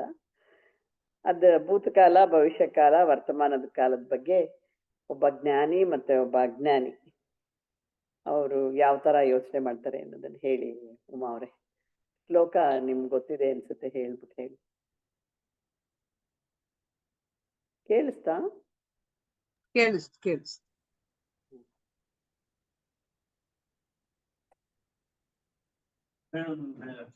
ಇಲ್ಲಿ ಈ ಶ್ಲೋಕ ಬಗ್ಗೆ ಅತೀತಾನುಸಂಧಾನಂ ಭವಿಷ್ಯದ ವಿಚಾರಣಂ ಔದಾಸೀನ್ಯಮಪಿ ಪ್ರಾಪ್ತೆ ಜೀವನ್ಮುಕ್ತ ಲಕ್ಷಣಂ ಅಂತ. ಇಲ್ಲಿ ನಾವು ಫುಲ್ ಈಗೆಲ್ಲಾ ಶ್ಲೋಕಗಳು ಜೀವನ್ಮುಕ್ತರ ಬಗ್ಗೆನೆ ನೋಡ್ತಾ ಇದ್ದೀವಿ. ಅಂದ್ರೆ ಏನರ್ಥ? ಹಿಂದೆ ಆಗಿ ಹೋದದ್ದನ್ನು ಸ್ಮರಿಸಿಕೊಳ್ಳದಿರುವುದು, ಇನ್ನು ಮುಂದೆ ಆಗಬಹುದಾದನ್ನು ಕುರಿತು ಯೋಚಿಸದಿರುವುದು, ಈಗ ಒದಗಿ ಬಂದಿರುವುದರಲ್ಲಿ ಅಸಡ್ಡೆಯಿಂದಿರುವುದು, ಇವುಗಳು ಜೀವನ್ಮುಕ್ತನ ಲಕ್ಷಣಗಳು ಅಂತ ಹೇಳಿ ಇದ್ರೊಳಗೆ ಹೇಳ್ತಾ ಇದ್ರೆ. ಅದಕ್ಕೆ ಒಂದು ಮಂಕುತಿಮ್ಮನ ಕಗ್ಗದಲ್ಲೂ ಒಂದು ಹೇಳ್ತಾರಲ್ಲ, ಹೊರಗೆ ಲೋಕಾಸಕ್ತಿ ಒಳಗೆ ವಿರಕ್ತಿ. ನನ್ಗೆ ನೆಕ್ಸ್ಟ್ ಲೈನ್ ಗೊತ್ತಿಲ್ಲ, ಹೊರಯೋಗ ಸೂತ್ರವಿದು ಮಂಕುತಿಮ್ಮ ಅಂತ ಅಷ್ಟು ಗೊತ್ತು. ಇನ್ ಬಿಟ್ವೀನ್ ಇನ್ನೊಂದು ಲೈನ್ ಇದೆ ನಂಗೆ ಜ್ಞಾಪಕ. ಅಂದ್ರೆ ಇವನು ಯಾವಾಗ್ಲೂ ಹೇಗಿರ್ತಾನಂದ್ರೆ, ನಮ್ ಗುರುಜಿ ಉದಾಹರಣೆ ತಗೊಂಡಾಗ ಏನ್ ಆಕ್ಟಿವ್ ನೋಡ್ಬೇಕು, ಅದ್ ಮಾಡ್ಬೇಕು, ಇದು ಮಾಡ್ಬೇಕು, ಎಷ್ಟು ತರ ಸಾಧ್ಯನೋ ಒಂದಲ್ಲ ಒಂದು ಚಿಂತನೆ ಮಾಡ್ತಾನೆ. ಆದ್ರೆ ಅವರು ಭೂತದ ಬಗ್ಗೆ ಯೋಚನೆ ಮಾಡ್ತಾರೆ. ಭೂತದಲ್ಲಿ ಏನು ಆಗೋಗ್ಬಿಟ್ಟಿದೆ, ಅಥವಾ ಭವಿಷ್ಯದಲ್ಲಿ ಏನು ಆಗ್ಬೇಕೋ ಅದು ಆಗತ್ತೆ. ಅದನ್ನ ಯಾರು ತಪ್ಸಕ್ ಸಾಧ್ಯ ಇಲ್ಲ. ಏನೇನ್ ಘಟಿಸ್ಬೇಕಾಗಿರುತ್ತೋ ಅದು ಘಟ್ಸತ್ತೆ. ಅದನ್ನ ತಪ್ಸಕ್ಕಾಗಲ್ಲ. ನಾನು ಹುಟ್ಟುನು ತಪ್ಸಕ್ಕಾಗಲ್ಲ, ಸಾವುನು ತಪ್ಸಕ್ಕಾಗಲ್ಲ. ಈಗ ಎಲ್ಲೋ ಮೊನ್ನೆ ಇದ್ರೊಳಗೆ ಆಯ್ತಲ್ಲ, ಅಷ್ಟೊಂದು 100 ಫ್ಲೋರ್ ಬಿಲ್ಡಿಂಗ್ ಎಲ್ಲ ದಪ್ಪ ಅಂತ ಬಿದ್ದು, ಅದನ್ನೆಲ್ಲ ತಪ್ಸಕ್ಕಾಗತ್ತಾ? ಜ್ಞಾನಿ ಅಂತ ಚಿಂತನೆ ಮಾಡ್ತಾನೆ, ಖಂಡಿತ ಅವನಂತ ಚಿಂತನೆ ಮಾಡೋದು. ವರ್ತಮಾನದ ಆಗೋಗಿದೆ, ಅದನ್ನ ಒಪ್ಕೋತಾನೆ ಅಷ್ಟೇ. ನಾವ್ ಇದ್ರೊಳಗೆ ಪ್ರತಿ ಸಲ ನಾವು ಏನಂದ್ರೆ ಭೂತದ ಚಿಂತನೆಯಲ್ಲಿ ನಾವು ದುಃಖಿಗಳಾಗ್ಬಿಟ್ಟಿರ್ತೇವೆ. ಅದೇ ಜ್ಞಾನಿ ಹೇಳ್ತಾನೆ, ಅವನು ನಾನು ಅದರಿಂದ ಪಾಠ ಕಲಿತೆ, ಮುಂದೆ ಹೇಗ್ ಬದುಕ್ಬೇಕು, ನಾನು ಇದನ್ನ ಯಾಕೆ ದುಃಖದಿಂದ ಹೊರಗೆ ಬರ್ಬೇಕು, ದುಃಖ ಪಟ್ಕೋಬಾರ್ದು ನಾನು ಅನ್ನೋದ್ರಿಂದ ಅವನು ಪಾಠ ಕಲಿತಾನೆ. ಆದ್ರೆ ನಾವು ಏನ್ ಮಾಡ್ತೀವಿ, ಸಹಜವಾಗಿ ನಮ್ಗಿನ್ನೂ ಅದ್ರ ಬಗ್ಗೆ ಗೊತ್ತಿಲ್ಲ. ಹಾಗಾಗಿ ನಾವು ಒಂದು ಭೂತದ ಕಾಟ ಚಿಂತನೆಯಲ್ಲೇ ದುಃಖ ಪಟ್ಕೊಂತ ಕೂತಿರ್ತೀವಿ. ಯಾವಾಗ್ಲೂ ನನ್ಗೆ ಹಂಗಾಗೋಯ್ತು, ಹಿಂಗಾಯ್ತು, ಹಂಗಾಗ್ಬಾರ್ದಾಯ್ತು, ಹಿಂಗಾಗ್ಬಾರ್ದಾಯ್ತು. ಮತ್ತೆ ಭವಿಷ್ಯಕ್ಕೆ ನಾವು ಮತ್ತೆ ಹೋಗ್ತಾ ಇರ್ತೀವಿ. ಭವಿಷ್ಯ ಏನ್ ಮಾಡ್ಬೇಕು, ನಾನು ಹಂಗ್ ಮಾಡ್ಬೇಕು, ಹಿಂಗ್ ಮಾಡ್ಬೇಕು ಅಂತ ಚಿಂತೆ. ಅದು ಮುಂದಿಂದು ನನ್ಗೆ ಗೊತ್ತಿಲ್ಲ, ಹಿಂದಿಂದು ನನ್ ಕೈಯಲ್ಲಿಲ್ಲ, ಆಗೋಗ್ಬಿಟ್ಟಿದೆ ಎಲ್ಲ. ಮುಂದೆಂದು ಏನ್ ಆಗತ್ತೆ ಅನ್ನೋದು ನನ್ಗೆ ಗೊತ್ತಿಲ್ಲ. ಸೊ ನಾವ್ ಯಾವಾಗ್ಲೂ ಆ ಒಂದು ನಮ್ದು ವರ್ತಮಾನದಲ್ಲಿ ನನ್ಗೆ ಜೀವನ ನನಗೆ ಹಿಡ್ತಕ್ ಬಂದಿಲ್ಲ. ಯಾವಾಗ್ಲೂ ಭೂತದಲ್ಲಿ ಇರ್ತೀವಿ, ಇಲ್ಲ ಅಂದ್ರೆ ಭವಿಷ್ಯದಲ್ಲಿ ನಾವು ಇರ್ತೀವಿ. ಜ್ಞಾನಿ ಆದವನು ಯಾವಾಗ್ಲೂ ಅವನು ಅದಷ್ಟು ವರ್ತಮಾನದಲ್ಲಿ ಇರೋದಿಕ್ಕೆ ಪ್ರಯತ್ನ, ಅವನು ಯಾವಾಗ್ಲೂ ವರ್ತಮಾನದಲ್ಲಿ ಇರ್ತಾನೆ. ಅದನ್ನ ತುರಿಯಾ ಸ್ಥಿತಿ ಎನ್ನುವಂಥದ್ನೇ ಹೇಳ್ತಾರೆ, ಜ್ಞಾನಿ ಸ್ಥಿತಿನ. ಅದನ್ನ ತುಂಬಾ ಚೆನ್ನಾಗಿ ಅದು ಹೇಳ್ತಾರೆ. ಅವನ್ಗೆ ಏನ್ ಮಾಡ್ತಾನೆ, ಏನ್ ಮಾಡ್ಬೇಕು, ಏನ್ ಮಾಡ್ಬಾರ್ದು ಅನ್ನೋ ವಿವೇಕ ಯಾವಾಗ್ಲೂ ಜಾಗೃತದಲ್ಲಿ ಇಟ್ಕೊಂಡು ನಡೆಸ್ತಾ ಇರ್ತಾನೆ. ಒಂದು ಉದಾಹರಣೆ ತುಂಬಾ ಚೆನ್ನಾಗಿ ಹೇಳಿದ್ದಾರೆ ಜ್ಞಾನಿ ಮಂತ್ರ. ಏನದು? Change what you can change ಅಂತ. ಏನನ್ನ ಬದಲಾಯಿಸಕ್ ಸಾಧ್ಯ ಇದೆ ನಿನ್ನ ಹತ್ರ, ಅದನ್ನ ಮಾತ್ರ ಬದಲಾಯಿಸಕ್ ಹೋಗಪ್ಪ. ಅಕ್ಸೆಪ್ಟ್ ವಾಟ್ ಯು ಕಾಂಟ್ ಅಂತ. ನೀನ್ ಯಾವ್ದು ಬದಲಾಯಿಸಕ್ ಸಾಧ್ಯ ಇಲ್ಲ, ಅದನ್ನ ಅಕ್ಸೆಪ್ಟ್ ಮಾಡ್ಕೊ. ಈಗ ಏನೋ ಒಂದು ವಿಯೋಗ ಆಯ್ತು ನಮ್ ಜೀವನದಲ್ಲಿ, ನಂಗೆ ತುಂಬಾ ಪ್ರಿಯ ಪಾತ್ರದ್ದು, ನಾವ್ ಹೇಳ್ತೀವಿ, ಅಷ್ಟೆಲ್ಲ ಮಾತಾಡ್ತೀವಿ. ಆದ್ರೆ ನಾವು ಅದನ್ನ ನೀನು ಇಟ್ಕೊಂಡೇ ಕೂತ್ಕೋಬೇಡ ನೀನು. ಯಾಕಂದ್ರೆ ಅದನ್ನ ನಿನ್ನ ಹತ್ರ ಸಾಧ್ಯನೇ ಇಲ್ಲ, ಅದನ್ನ ಬದಲಾಯಿಸಕ್ ಸಾಧ್ಯನೇ ಇರ್ಲಿಲ್ಲ. ಹಾಗಾಗಿ ನೀನ್ ಅದನ್ನ ಅಕ್ಸೆಪ್ಟ್ ಮಾಡ್ಕೊಂಡು, ಇವಾಗ ನಾನು ಹೆಂಗಿರ್ಬೋದು ಜೀವನ, ನಾ ಹೇಗೆ ಆ ಸಂತೋಷನ ಇರೋದ್ರೊಳಗೆ ಕಂಡ್ಕೋಬಹುದು ಅನ್ನುವಂಥದ್ದು ಅಂತ ಹೇಳೋವಂಥದ್ದು ಯಾವಾಗ್ಲೂ ಜ್ಞಾನಿ ಲಕ್ಷಣ ಆಗಿರುತ್ತೆ. ಅಲ್ಲಿ ಸುಮ್ನೆ ನಾವು ನನ್ನ ಯಾರು ಒಂದು ಹಿಂಗೆ ಪ್ರಶ್ನೆ ಕೇಳ್ತಾ ಇದ್ರು. ಈಗ ಜ್ಞಾನಿ ಆಗಿದವನು ಅಲ್ಲೆಲ್ಲೋ ಒಂದ್ ಕಡೆ ಭೂಕಂಪ ಆ ತರ ಏನೋ ಆಗತ್ತೆ, ಅವಾಗ ಅವನ್ ಏನ್ ಮಾಡ್ತಾನೆ, ಅದಕ್ಕೇನ್ ರಿಯಾಕ್ಟ್ ಮಾಡಲ್ವಾ ಏನು ಅನ್ನೋದು ಒಂದ್ ಸಣ್ಣದು ಒಂದ್ ಯಾರು ಪ್ರಶ್ನೆ ಕೇಳಿ. ಜ್ಞಾನಿ ಅದಕ್ಕೆ ರಿಯಾಕ್ಟ್ ಮಾಡ್ತಾನೋ ಮಾಡಲ್ವೋ ಅಂತ ನಾನು ಇಲ್ಲಿ ಕೂತ್ಕೊಂಡು ಹೆಂಗ್ ಡಿಸಿಷನ್ ಹೇಳಕ್ಕಾಗತ್ತೆ? ಜ್ಞಾನಿ ಬಗ್ಗೆ ನಾವ್ ಯಾವ ತೀರ್ಮಾನ ನಾವ್ ಹೇಳಕ್ ಬರಲ್ಲ. ಯಾಕೆಂದ್ರೆ ನಾನ್ ತೀರ್ಮಾನ ಹೇಳ್ತೀನಿ, ನನ್ನ ಅಂತಃಕರಣ ಇಟ್ಕೊಂಡು ನಾನು ಮಾತಾಡ್ತೀನಿ ಅಷ್ಟೇ ಹೊರ್ತು ಜ್ಞಾನಿ ಏನ್ ಮಾಡ್ತಾರೆ ಅಂತ ನಮ್ಗೆ ಹೆಂಗ್ ಗೊತ್ತಿರಲ್ಲ. ಮೇ ಬಿ ಅವರು ಅದಕ್ಕೆ ಸ್ಪಂದಿಸಿ ಅಲ್ಲಿ ಹೋಗಿ ತಾನೊಂದು ಸರ್ವಿಸ್ ಮಾಡ್ಬೋದು, ಅಥವಾ ನನ್ಗೆ ಅದಕ್ಕೆ ಏನು ಇಲ್ಲ ಅಂತ ಸುಮ್ನೆ ಕೂತ್ಕೊಂಡಿರ್ಬೋದು. ಸೊ ಅದಕ್ಕೆ ನಾವು ಜ್ಞಾನಿ ಹೇಗ್ ಮಾಡ್ತಾರೆ, ಏನ್ ಮಾಡ್ತಾರೆ ಅಂತ ಅವನಾಗಿ ನಾನ್ ಚಿಂತನೆ ಮಾಡೋದ್ರ ಬದಲು ನಾನಾಗಿ ನಾನ್ ಏನ್ ಮಾಡ್ಬೋದು ಅನ್ನುವಂತ ಚಿಂತನೆ ಮಾಡುವಂಥದ್ದು ವರ್ತಮಾನದಲ್ಲಿ ಅದು ನಮಗೆ ಇರುವಂಥದ್ದು. ಇವಾಗ ನಮ್ಮ ಚಿಂತನೆ ನಾನು ಈ ಕ್ಷಣದಲ್ಲಿ ಏನ್ ಮಾಡ್ಬೋದು ಏನು ಅನ್ನುವಂಥ ಚಿಂತನೆಯಲ್ಲಿ ನಾವು ಬಂದಾಗ ವರ್ತಮಾನದಲ್ಲಿ ಬದುಕಕ್ ಸಾಧ್ಯ. ಸೊ ಹಾಗಾಗಿ ನಾವು ಜ್ಞಾನಿ ಲಕ್ಷಣಗಳು ಬಂದಾಗ ಜ್ಞಾನಿ ಈ ತರ ಅವನು ಭೂತದ ಹಿಂದೆನೂ ಹೋಗಲ್ಲ, ಅವನು ಭವಿಷ್ಯದ ಹಿಂದೆನೂ ಹೋಗಲ್ಲ. ಅದಕ್ಕೆ ಒಂದು ಸಣ್ಣದು ಎಲ್ಲೋ ಒಂದ್ ಕಡೆ ನಾನು ಓದಿರೋ ಅಂತದ್ದು, ಈ 3 ಕಾಲಗಳಿದೆಯಲ್ಲ, ಭೂತ ಭವಿಷ್ಯ ವರ್ತಮಾನ, 3 ಕಾಲಗಳು ಕೂತ್ಕೊಂಡು ತಪಸ್ ಮಾಡಿದ್ವಂತೆ ಬ್ರಹ್ಮನನ್ನ ತಪಸ್ ಮಾಡಿದಾಗ ಬ್ರಹ್ಮ ತಕ್ಷಣ ಪ್ರತ್ಯಕ್ಷ ಆಗಿ ಏನ್ ಮಾಡ್ಬೇಕು ಅಂತ ಕೇಳಿ. ಭೂತಕ್ಕೆ ಅರ್ಜೆಂಟ್ ಜಾಸ್ತಿ, ಅದೇನ್ ಮಾಡುತ್ತೆ, ಕೇಳ್ಕೊಳತ್ತೆ, ನಾನು ತುಂಬಾ ಕಾಲದವರೆಗೂ ನಾನು ಇರೋ ಹಂಗ್ ನನ್ಗೆ ವರ ಕೊಡು ಅಂತ ಹೇಳಿ. ಇನ್ ಭವಿಷ್ಯತ್ತು ಹೇಳ್ತಾರೆ ನಾನು ಹಂಗೆ ಇರ್ಬೇಕು ಅಂತ ಕೇಳ್ಕೊಳತ್ತೆ. ಈ ವರ್ತಮಾನ ಮಾತ್ರ ಅದು ತುಂಬಾ ಬುದ್ಧಿವಂತ, ಅದ್ ಕೇಳ್ಕೊಳುತ್ತೆ, ನಾನು ಒಂದು ಕ್ಷಣ ಮಾತ್ರ ಇದ್ದು ಮರಿಯಾಗುವಂತ ವರ ಕೊಡು ಅಂತ ಬ್ರಹ್ಮನ್ ಕೇಳ್ತಾನೆ. ತಾಸ್ತು ಅಂದ್ಬಿಡ್ತಾನೆ. ಏನರ್ಥ? ವರ್ತಮಾನ ಅಂತಂದ್ರೆ ಇಲ್ಲಿ ನಾನು ವರ್ತಮಾನ ಅನ್ನೋಷ್ಟಕ್ಕೆ ವರ್ತ ಹಳೇದ್ ಭೂತಕ್ಕೆ ಹೋಗ್ಬಿಟ್ಟಿರುತ್ತೆ. ಈ ಮಾನ ಅನ್ನೋದು ಮುಂದಿನ ಪದ ಬರತನಕ ಮಾತ್ರ ಮಾನ ನಿಂತಿರುತ್ತೆ, ಇಲ್ಲ ಅದು ಹೋಗ್ತಾರೆ. ಸೊ ನಾವ್ ಏನೇನು ಮಾಡ್ತೀವೋ ಕ್ಷಣಕ್ಕೆ ಭೂತಕ್ಕೆ ಹೋಗ್ತಾ ಇರುತ್ತೆ. ಅಲ್ಲಿ ವರ್ತಮಾನಕ್ಕೆ ಹೆಚ್ಚೇನ್ ಹೋಗಲ್ಲ. ವರ್ತಮಾನ ನಾವು ಭೂತ ಎರಡು ಇಟ್ಕೊಂಡು ಮುಂದಕ್ಕೆ ಹೋಗೋದಿದ್ರೆ ಮಾತ್ರನೇ, ಭವಿಷ್ಯತ್ತಿಗೆ ಹೋಗುವಂಥದ್ದು ವರ್ತಮಾನ ಅಲ್ಲ. ವರ್ತಮಾನ ಅನ್ನೋದು ಕ್ಷಣಕ್ಕೂ ಹೆಚ್ಚೊತ್ತಿರಲ್ಲ. ಒಂದು ಕ್ಷಣ ಬಂತಾ ಇರುತ್ತೆ, ಹೋಗ್ತಾ ಇರುತ್ತೆ. ಆ ಕ್ಷಣದಲ್ಲಿ ನೀನ್ ಆಕ್ಟ್ ಮಾಡು. ನೀನು ಆ ಕ್ಷಣಕ್ಕೆ ಏನ್ ಮಾಡ್ಬೇಕೋ ಅದನ್ನ ಮಾಡ್ತಾ ಇರು, ಹೋಗ್ತಾ ಇರು ಅಷ್ಟೇ. ಅದ್ರೊಳಗ್ ಹೋಗ್ಬಿಡ. ಹೋದ್ರೆ ಮತ್ತೆ ಭೂತದಲ್ಲಿ ಸಿಗಾಕೊಂಡ್ಬಿಡ್ತೀಯ ನೀನು ಅನ್ನೋಂಥದ್ನ ತುಂಬಾ ಚೆನ್ನಾಗಿ ಇಲ್ಲಿ ಸಾಕಷ್ಟು ಉದಾಹರಣೆ ಕೊಟ್ಟಿದ್ದಾರೆ. ಗುರುಜಿ ಅವರು ಉದಾಹರಣೆಗಳು ಕೊಟ್ಟಿದ್ದಾರೆ. ಇಲ್ಲಿ ಯಾವುದೋ ಒಂದು ಇದನ್ನು ಕೊಟ್ಟಿದ್ದಾರೆ.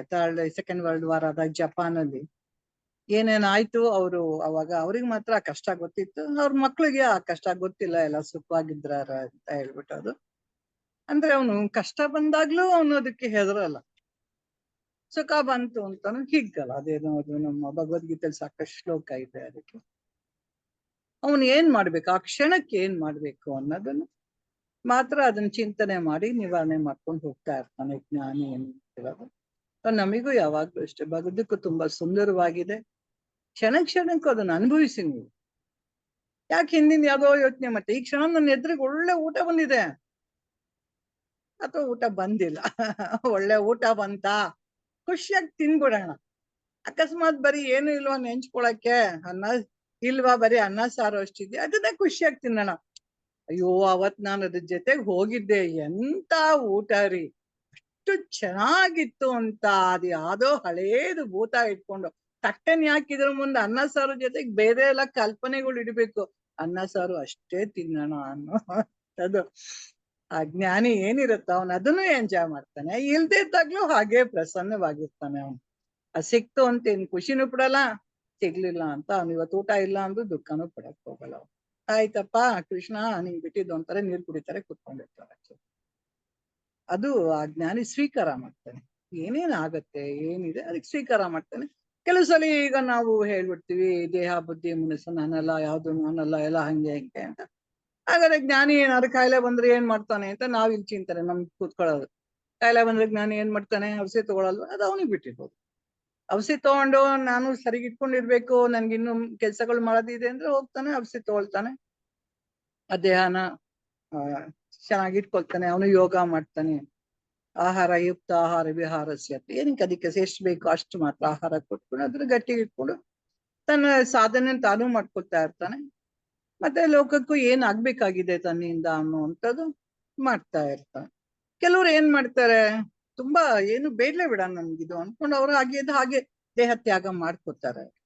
ಅದೆಲ್ಲ ಅವ್ರವರ ಅಂತಃಕರಣಕ್ಕೆ ಬಿಟ್ಟಿರುವಂಥದ್ದು, ಅವ್ರವರ ಅಂತಃಕರಣಕ್ಕೆ ಇವೆಲ್ಲ ಬಿಟ್ಟಿರುವಂಥದ್ದು. ನಾವು ಅದನ್ನ ಜಾಸ್ತಿ ಚಿಂತನೆ ಬೇಡ. ನಾವು ಇವಾಗ ಭೂತ ಮತ್ತೆ ಭವಿಷ್ಯತ್ ಎರಡು ಬಿಟ್ಟು ವರ್ತಮಾನದಲ್ಲಿ ನಾವು ಹೇಗೆ ಜೀವನ ಮಾಡುವಂಥದ್ದು ಕಲಿಬೇಕು ಅಂತ ಹೇಳಿ. ತಪ್ಪುಗಳು ಆಗೋಗಿದೆ, ಎಷ್ಟೊಂದು ತಪ್ಪಾಗಿದೆ, ನಾವ್ ಹಿಂದೆ ಮಾಡಿದೀವಿ ತಪ್ಪುಗಳೆಲ್ಲ ನಮ್ಮಿಂದ ಸಾಕಷ್ಟು ಘಟಿಸಿದೆ. ಅದೇನ್ ಘಟಿಸ್ಬೇಕಾಗಿತ್ತೋ ಅದು ಘಟಿಸಾಗೋಯ್ತದು. ಇವಾಗ ನಾನು ನಂಗೆ ಅದ್ ಬೇಡ ಚಿಂತನೆ, ನಂಗೆ ಅವೆಲ್ಲ ಏನೇನ್ ತಪ್ಪು ಮಾಡಿದ್ದೆ, ಮುಂದೆ ನಾನು ಅದನ್ನೆಲ್ಲ ಸರಿ ಮಾಡ್ಕೋತೀನಿ, ಅವೆಲ್ಲ ಬೇಡ. ಇವಾಗ ನಾವು ಅದನ್ನ ಹೇಗೆ ಸರಿ ಮಾಡ್ಕೊಂಡು ಬದುಕ್ತೀವಿ ಅನ್ನೋದು ನನಗೆ ಭವಿಷ್ಯತ್ತು ಬೇಕಾಗಿಲ್ಲ. ವರ್ತಮಾನದಲ್ಲಿ ನಾವು ಇವತ್ತು ಆ ಪಾಠ ಕಲ್ತ್ವಿ, ಆ ತಪ್ಪಾಗಿರೋದ್ರಿಂದ ನಾನು ಅಜ್ಞಾನದಲ್ಲಿ ನನ್ಗೆ ತಿಳುವಳಿಕೆ ಇಲ್ದಲೆ ಆ ತರ ತಪ್ಪು ಮಾಡಿದೆ. ನಂಗೆ ಇವಾಗ ಜ್ಞಾನ ಬಂದಿದೆ, ನಂಗೆ ತಿಳುವಳಿಕೆ ಬಂದಿದೆ, ನಾನು ಅಂತ ತಪ್ಪು ಮಾಡಬಾರ್ದು. ಆದಷ್ಟು ವರ್ತಮಾನದಲ್ಲಿ ಇರಕ್ಕೆ ನಾವು ಪ್ರಯತ್ನ ಮಾಡ್ಬೇಕು ಅನ್ನುವಂಥದ್ದು ಇದ್ರೊಳಗೆ ನಮ್ಮ ಜೀವನನ ತಗೊಂಡು ಹೋಗುವಂಥದ್ದು ಇದು ಅಷ್ಟೇ. ಇದ್ರೊಳಗೆ ಬೇರೆ ಏನಿಲ್ಲ. ಭೂತ ಭವಿಷ್ಯತ್ ಎರಡು ಅದೇ ತರಾನೇ ಅಂತ ಹೇಳ್ಬಿಟ್ಟು ವರ್ತಮಾನದಲ್ಲಿ ಅವನು ಸಾಕಷ್ಟು ನೀವು ನೋಡಿ ಯಾವಾಗ್ಲೂ ಅದು ಗುರುಜಿ ಸಹ ನಮ್ಗೆ ಎಷ್ಟೊಂದು ಎಕ್ಸಸೈಸ್ ಕೊಡ್ತಾ ಇದ್ರು. ಏನಾದ್ರು ಒಂದು ಆಡಿಸ್ತಾರೆ, ಅವಾಗ ನಿಮ್ಗೆ ಅವೇರ್ನೆಸ್ ಇರತ್ತೆ. ಕೈಯೋ ಅವ್ರ ಮಗಳ ಅಪ್ಪ ನೀನ್ ಯಾವಾಗ್ಲೂ ಹಿಂಗ್ ಹೇಳಿದ್ರೆ ನಗ್ತಾರ ಅಷ್ಟೇ ಜನಗಳು, ನಾನು ಏನೋ ಕೈಯಾಡಸ ಅವೇರ್ನೆಸ್ ಬೇಕಲ್ಲ, ಇಲ್ಲಾಂದ್ರೆ ಬಾಡಿ ಅವೇರ್ನೆಸ್ ಹೋಗ್ಬಿಟ್ಟೆ ಬೇರೆ ಇನ್ನೇನೆಲ್ಲ ಇದಾಗ್ತಾ ಇರತ್ತಲ್ಲ. ಹಾಗೆ ಅಂತ ಹೇಳಿ ನಮ್ಗೆ ಅವೇರ್ನೆಸ್ಗೆ ಏನಾದ್ರು ಒಂದ್ ಇಟ್ಕೊಂಡಿರ್ಬೋದು, ಒಂದ್ ಮಂತ್ರ ಇಟ್ಕೊಂಡಿರ್ಬೋದು. ನಾವು ಯಾವ್ದಾದ್ರು ಒಂದ್ ಇಟ್ಕೊಂಡು ಅದ್ರೊಳಗೆ ನಮ್ಮ ಮನಸ್ಸನ್ನ ಆದಷ್ಟುವೆ ಇಡಕ್ ಪ್ರಯತ್ನ ಮಾಡ್ಕೊಂತ ಬಂದಾಗ ಅವೇರ್ನೆಸ್ ಅಲ್ಲಿ ಇರಕ್ ಸಾಧ್ಯ. ಇಲ್ಲ ಅಂದ್ರೆ ಮನಸ್ಸು ಚಂಚಲ ಆಗಿರತ್ತೆ, ಯಾವಾಗ್ಲೂ ಆಲೋಚನೆಗಳ ಬೀಳೋದು. ಎಲ್ಲೋ ಒಂದ್ ಕಡೆ ಕರ್ಕೊಂಡು ಹೋಗುತ್ತೆ, ನಮಗ್ ಗೊತ್ತಿಲ್ದಲೇನೆ. ನಾವ್ ಸುಮ್ನೆ ಧ್ಯಾನ ಕೂತ್ಕೊಂಡ ತಕ್ಷಣ ಕಣ್ಣು ಮುಚ್ಚ ಕೂತ್ಕೊಂಡ ತಕ್ಷಣ ಏನು ಕಣ್ಣು ಮುಚ್ಕೊಳತ್ತಾ, ಒಳಗಡೆ ತೆಕ್ಕೊಡದ್ ಕೂತಿರುತ್ತೆ ಅದು. ಎಲ್ಲಿಗೂ ನಾವ್ ಇನ್ನು ಓಂ ನಮಃ ಶಿವಾಯನೋ ಏನೋ ಹೇಳ್ತಾ ಇರ್ತೀವಿ, ಅಷ್ಟೊತ್ತು ಆಲ್ರೆಡಿ ಶಿವ ಗಿವ ಎಲ್ಲ ಮಧ್ಯ ಪದಗಳೆಲ್ಲ ಹೋಗ್ಬಿಟ್ಟು, ಅಕ್ಷರಗಳು ಹೋಗ್ಬಿಟ್ಟು ಯಾವ್ದೋ ಇನ್ಯಾವ್ದೋ ಕಲ್ಪನೆ ಆಲ್ರೆಡಿ ಹೋಗಿ ಕೂತ್ಬಿಟ್ಟಿರ್ತೀವಿ. ಸಡನ್ ಆಗಿ ನೋಡಿದ್ರೆ ಎಲ್ಲಿಗೆ ನಾನು ಅಂತಂದ್ರೆ ಓಂ ನಮಃ ಶಿವಾಯ ಯಾರು ಇರೋದೇ ಇಲ್ಲ, ಯಾವ್ದೋ ಆಲೋಚನೆ ಮತ್ತೆ ವಾಪಸ್ ಕರ್ಕೊಂಡ್ಬಂದು ಕೂತ್. ಸೊ ನಮ್ದು ಅಷ್ಟು ಫ್ಲಕ್ಚುಯೇಷನ್ ಆಗ್ತಾ ಇರತ್ತೆ. ಅದಕ್ಕೋಸ್ಕರ ಯಾವ್ದೋ ಒಂದು ಇಟ್ಕೊಂಡಿರಿ, ಒಂದ್ ನಾಮಸ್ಮರಣ ಇಟ್ಕೊಂಡಿರಿ ವರ್ತಮಾನದಲ್ಲಿ ಆದಷ್ಟು ಇರೋದಿಕ್ಕೆ ಅಂತ ಹೇಳಿ ನಮ್ಗೆ ಸಾಕಷ್ಟು ಹಿಂದಿನವರೆಲ್ಲ ತಿಳಿಸ್ಕೊಟ್ಟಿದ್ದಾರೆ ನಮ್ಗೆ. ಅದನ್ನ ಸದುಪಯೋಗ ಪಡಿಸ್ಕೊಳ್ಳೋಣ, ನಮ್ಗೆ ಗುರುಗಳು ನಮ್ಗೆ ಏನೇನ್ ಮಾರ್ಗದರ್ಶನ ಕೊಟ್ಟಿದ್ದಾರೆ, ಅದನ್ನ ಇಟ್ಕೊಂಡು ಉಪಯೋಗ ಪಡ್ಕೊಂಡು ಮುಂದಕ್ಕೆ ಹೋಗೋಣ. ಹೌದು, ಹಾಗೆ ಗುರುಗಳು ಹೇಳ್ತಾರಲ್ಲ, ಕಷ್ಟಪಟ್ರೆ ಕಷ್ಟಪಡೋದು ಒಳ್ಳೇದು ಅಂತ ಕೊಂತಿ ಉದಾಹರಣೆ ಕೊಡ್ತಾರೆ. ಯಾವಾಗ್ಲೂ ಕಷ್ಟ ಅವನ್ ಹಾಡಿದೆಯಲ್ಲ, ಕಷ್ಟಗಳ ಕೊಡಬೇಡ ಎನ್ನಲಾರೆ ರಾಮ, ಕಷ್ಟ ಸಹಿಸುವ ಶಕ್ತಿ ಕೊಡು ಎನಗೆ ರಾಮ, ಕಷ್ಟ ಸಹಿಸುವ ಶಕ್ತಿ ಇನ್ನಷ್ಟು ರಾಮ, ಅದಲ್ದಲೆ ನಿನ್ನಷ್ಟು ರಾಮ. ರಾಮ ಪಟ್ಟಷ್ಟು ಕಷ್ಟ, ಚಿಕ್ಕ ವಯಸ್ಸಲ್ಲೇ ಹೋಗ್ಬೇಕಾಗ್ ಬಂತು ಕಾಡಿಗೆ, ಅವನು ಎಷ್ಟೆಲ್ಲ ಮಾಡ್ದ. ಹಾಗೆ ನಮ್ಮ ಭಗವಂತನಲ್ಲಿ ಪ್ರಾರ್ಥನೆ ಹಾಗಿರ್ಬೇಕು, ನೀನೇನು ಕೊಡ್ಬೇಡ, ಸುಖ ಕೊಡು, ನಾನು ಏನು ಕೇಳಲ್ಲ, ಆದ್ರೆ ಅದನ್ನೆಲ್ಲ ಸಹಿಸ್ಕೊಳ್ಳುವಂತ ತಾಳ್ಮೆ ಕೊಡು ನನಗೆ ಅಂತ ಪ್ರಾರ್ಥನೆ ಇರ್ಬೇಕು ನಮ್ಗೆ. ಕುಂತಿಗೆ ವರ ಏನಾದ್ರು ಕೊಡ್ಲಾ ಅಂದ್ರೆ ಇನ್ನೊಂದಷ್ಟು ಕಷ್ಟನೇ ಇರ್ಲಿ ನನ್ಗೆ ಅಂತ ಹೇಳ್ತಾಳಂತಲ್ಲ. ಅದಕ್ಕೆ ಗುರುಗಳು ಚೆನ್ನಾಗಿ ಎಲ್ಲ ಕೊಟ್ಟಿದ್ದಾರೆ, ಅದೆಲ್ಲ ಎಕ್ಸಾಂಪಲ್. ಸ್ವೀಕಾರ ಮಾಡು, ಅದೇ ತರ ಆಕ್ಟ್ ಮಾಡು, ರಿಯಾಕ್ಟ್ ಮಾಡ್ಬೇಡ. ಇದು ತುಂಬಾ ಚೆನ್ನಾಗಿರೋ ಅಂತದ್ದು. ಆಕ್ಟ್ ಮಾಡು ಅಷ್ಟೇನೆ, ನಿಂದ ಏನ್ ಪಾತ್ರ ಇದೆ ಆಕ್ಟ್ ಮಾಡ್ತಾ ಹೋಗು. ರಿಯಾಕ್ಟ್ ಮಾಡಿ ಅದಕ್ಕೊಂದಷ್ಟೆಲ್ಲ ಆಕಾರಗಳನ್ನ ತಂದ್ಕೋಬೇಡ. ಆ ಕ್ಷಣಕ್ಕೆ ಏನ್ ಆಕ್ಟ್ ಮಾಡ್ಬೇಕು ಮಾಡು, ಮರ್ತ್ ಬಿಡು, ಬರ್ತಾ ಇರಿ, ಹಿಡಿದ್ ಬಿಟ್ಟು ಕೇಳ್ಬೇಡ. ತುಂಬಾ ಚೆನ್ನಾಗಿದೆ ಉದಾಹರಣೆಗಳೆಲ್ಲ, ಪ್ರತಿಯೊಂದು ನಾವು ಅದನ್ನ ಅನುಭವಕ್ಕೆ ತಂದ್ಕೊಳ್ಳುವಂತ ಉದಾಹರಣೆಗಳೇ ಆಗಿದೆ. ಅದು ತುಂಬಾ ಚೆನ್ನಾಗಿದೆ. ಮಂತ್ರ ಚೆನ್ನಾಗಿದೆಪ್ಪ, change what you can, accept what you can't. ಎಷ್ಟು ಚೆನ್ನಾಗಿದೆ ಅಲ್ಲ. ಬಹಳ ಚೆನ್ನಾಗಿದೆ. ಅದೇ ಅದೇ, ಇದನ್ನ ಕಾಯಿಲೆ ವಿಚಾರಕ್ಕೆ ಅದು ಚೆನ್ನಾಗಿ ಅನ್ವಯಿಸುತ್ತೆ. ಕಾಯಿಲೆ ಬಂದಾಗ ಏನ್ ಮಾಡ್ಬೇಕು, ಔಷಧೋಪಚಾರ ಎಲ್ಲ ಮಾಡೋಣ, ಅದ್ರಲ್ಲಿ ಆಗಲ್ಲ ಅಂದಾಗ ಮಂತ್ರ ಅಷ್ಟೇ, ಅಕ್ಸೆಪ್ಟ್ ಮಾಡ್ಕೊಂಡು ಇದ್ ಮಾಡೋದು. ಗುರುಗಳು ಚೆನ್ನಾಗಿ ಹೇಳಿದಾರೆಲ್ಲ. ನೆಕ್ಸ್ಟ್ ಕಲ್ಪನೆ ಕೇಳೋಣ. ಜ್ಞಾನಿಗೆ ಬೇಕು ಬೇಡ ಇಲ್ವಾ? ಜ್ಞಾನಿಗೆ ಬೇಕು ಬೇಡ ಇಲ್ಲವೇ ಅಂತ. ಜ್ಞಾನಿಗೆ ಬೇಕು ಬೇಡ ಇದೆ. ತುಂಬಾ ಚೆನ್ನಾಗಿದೆ ಇದು. ಜ್ಞಾನಿಗೂ ಬೇಕು ಅಂದ್ರೆ ಅವನು ಜ್ಞಾನಿ, ಅವನು ಆತ್ಮಸ್ವರೂಪಿ ಅಂತ ಟ್ರೂತ್ ಅವನಿಗೆ ಗೊತ್ತಾಗ್ಬಿಟ್ಟಿದೆ. ಅವನಾದ್ರೆ ಈ ವ್ಯಾವಹಾರಿಕ ಪ್ರಪಂಚದಲ್ಲಿ ಬದುಕಲೇಬೇಕು with this body, with this mind, and he has to work. Madam Katyayani madam ಈಗ ನನಗೆ ಎಕ್ಸ್ಪ್ಲೇನ್ ಮಾಡಿದ್ರಲ್ಲ ಹಂಗೆ, ಹಿ ಹ್ಯಾಸ್ ಟು ಯೂಸ್ ಇದು. ಅವನದು ಆತ್ಮನ ಮೋಕ್ಷಾರ್ಥಂ ಜಗದಿತಾಯ ಚ, ಅದು ಸೆಕೆಂಡ್ ಪಾರ್ಟ್ ಅವನ್ಗೆ ಅನ್ವಯಿಸುತ್ತೆ. ಸೊ ಜ್ಞಾನವನ್ನು ಹಂಚ್ಲೇಬೇಕು, ಅವನ ಕರ್ತವ್ಯ ಪೂರೈಸ್ಬೇಕು. ಹಂಗಾಗಿ ಅವನಿಗೆ ಬೇಕು ಬೇಡಗಳೆಲ್ಲವೂ ಇರ್ತವೆ.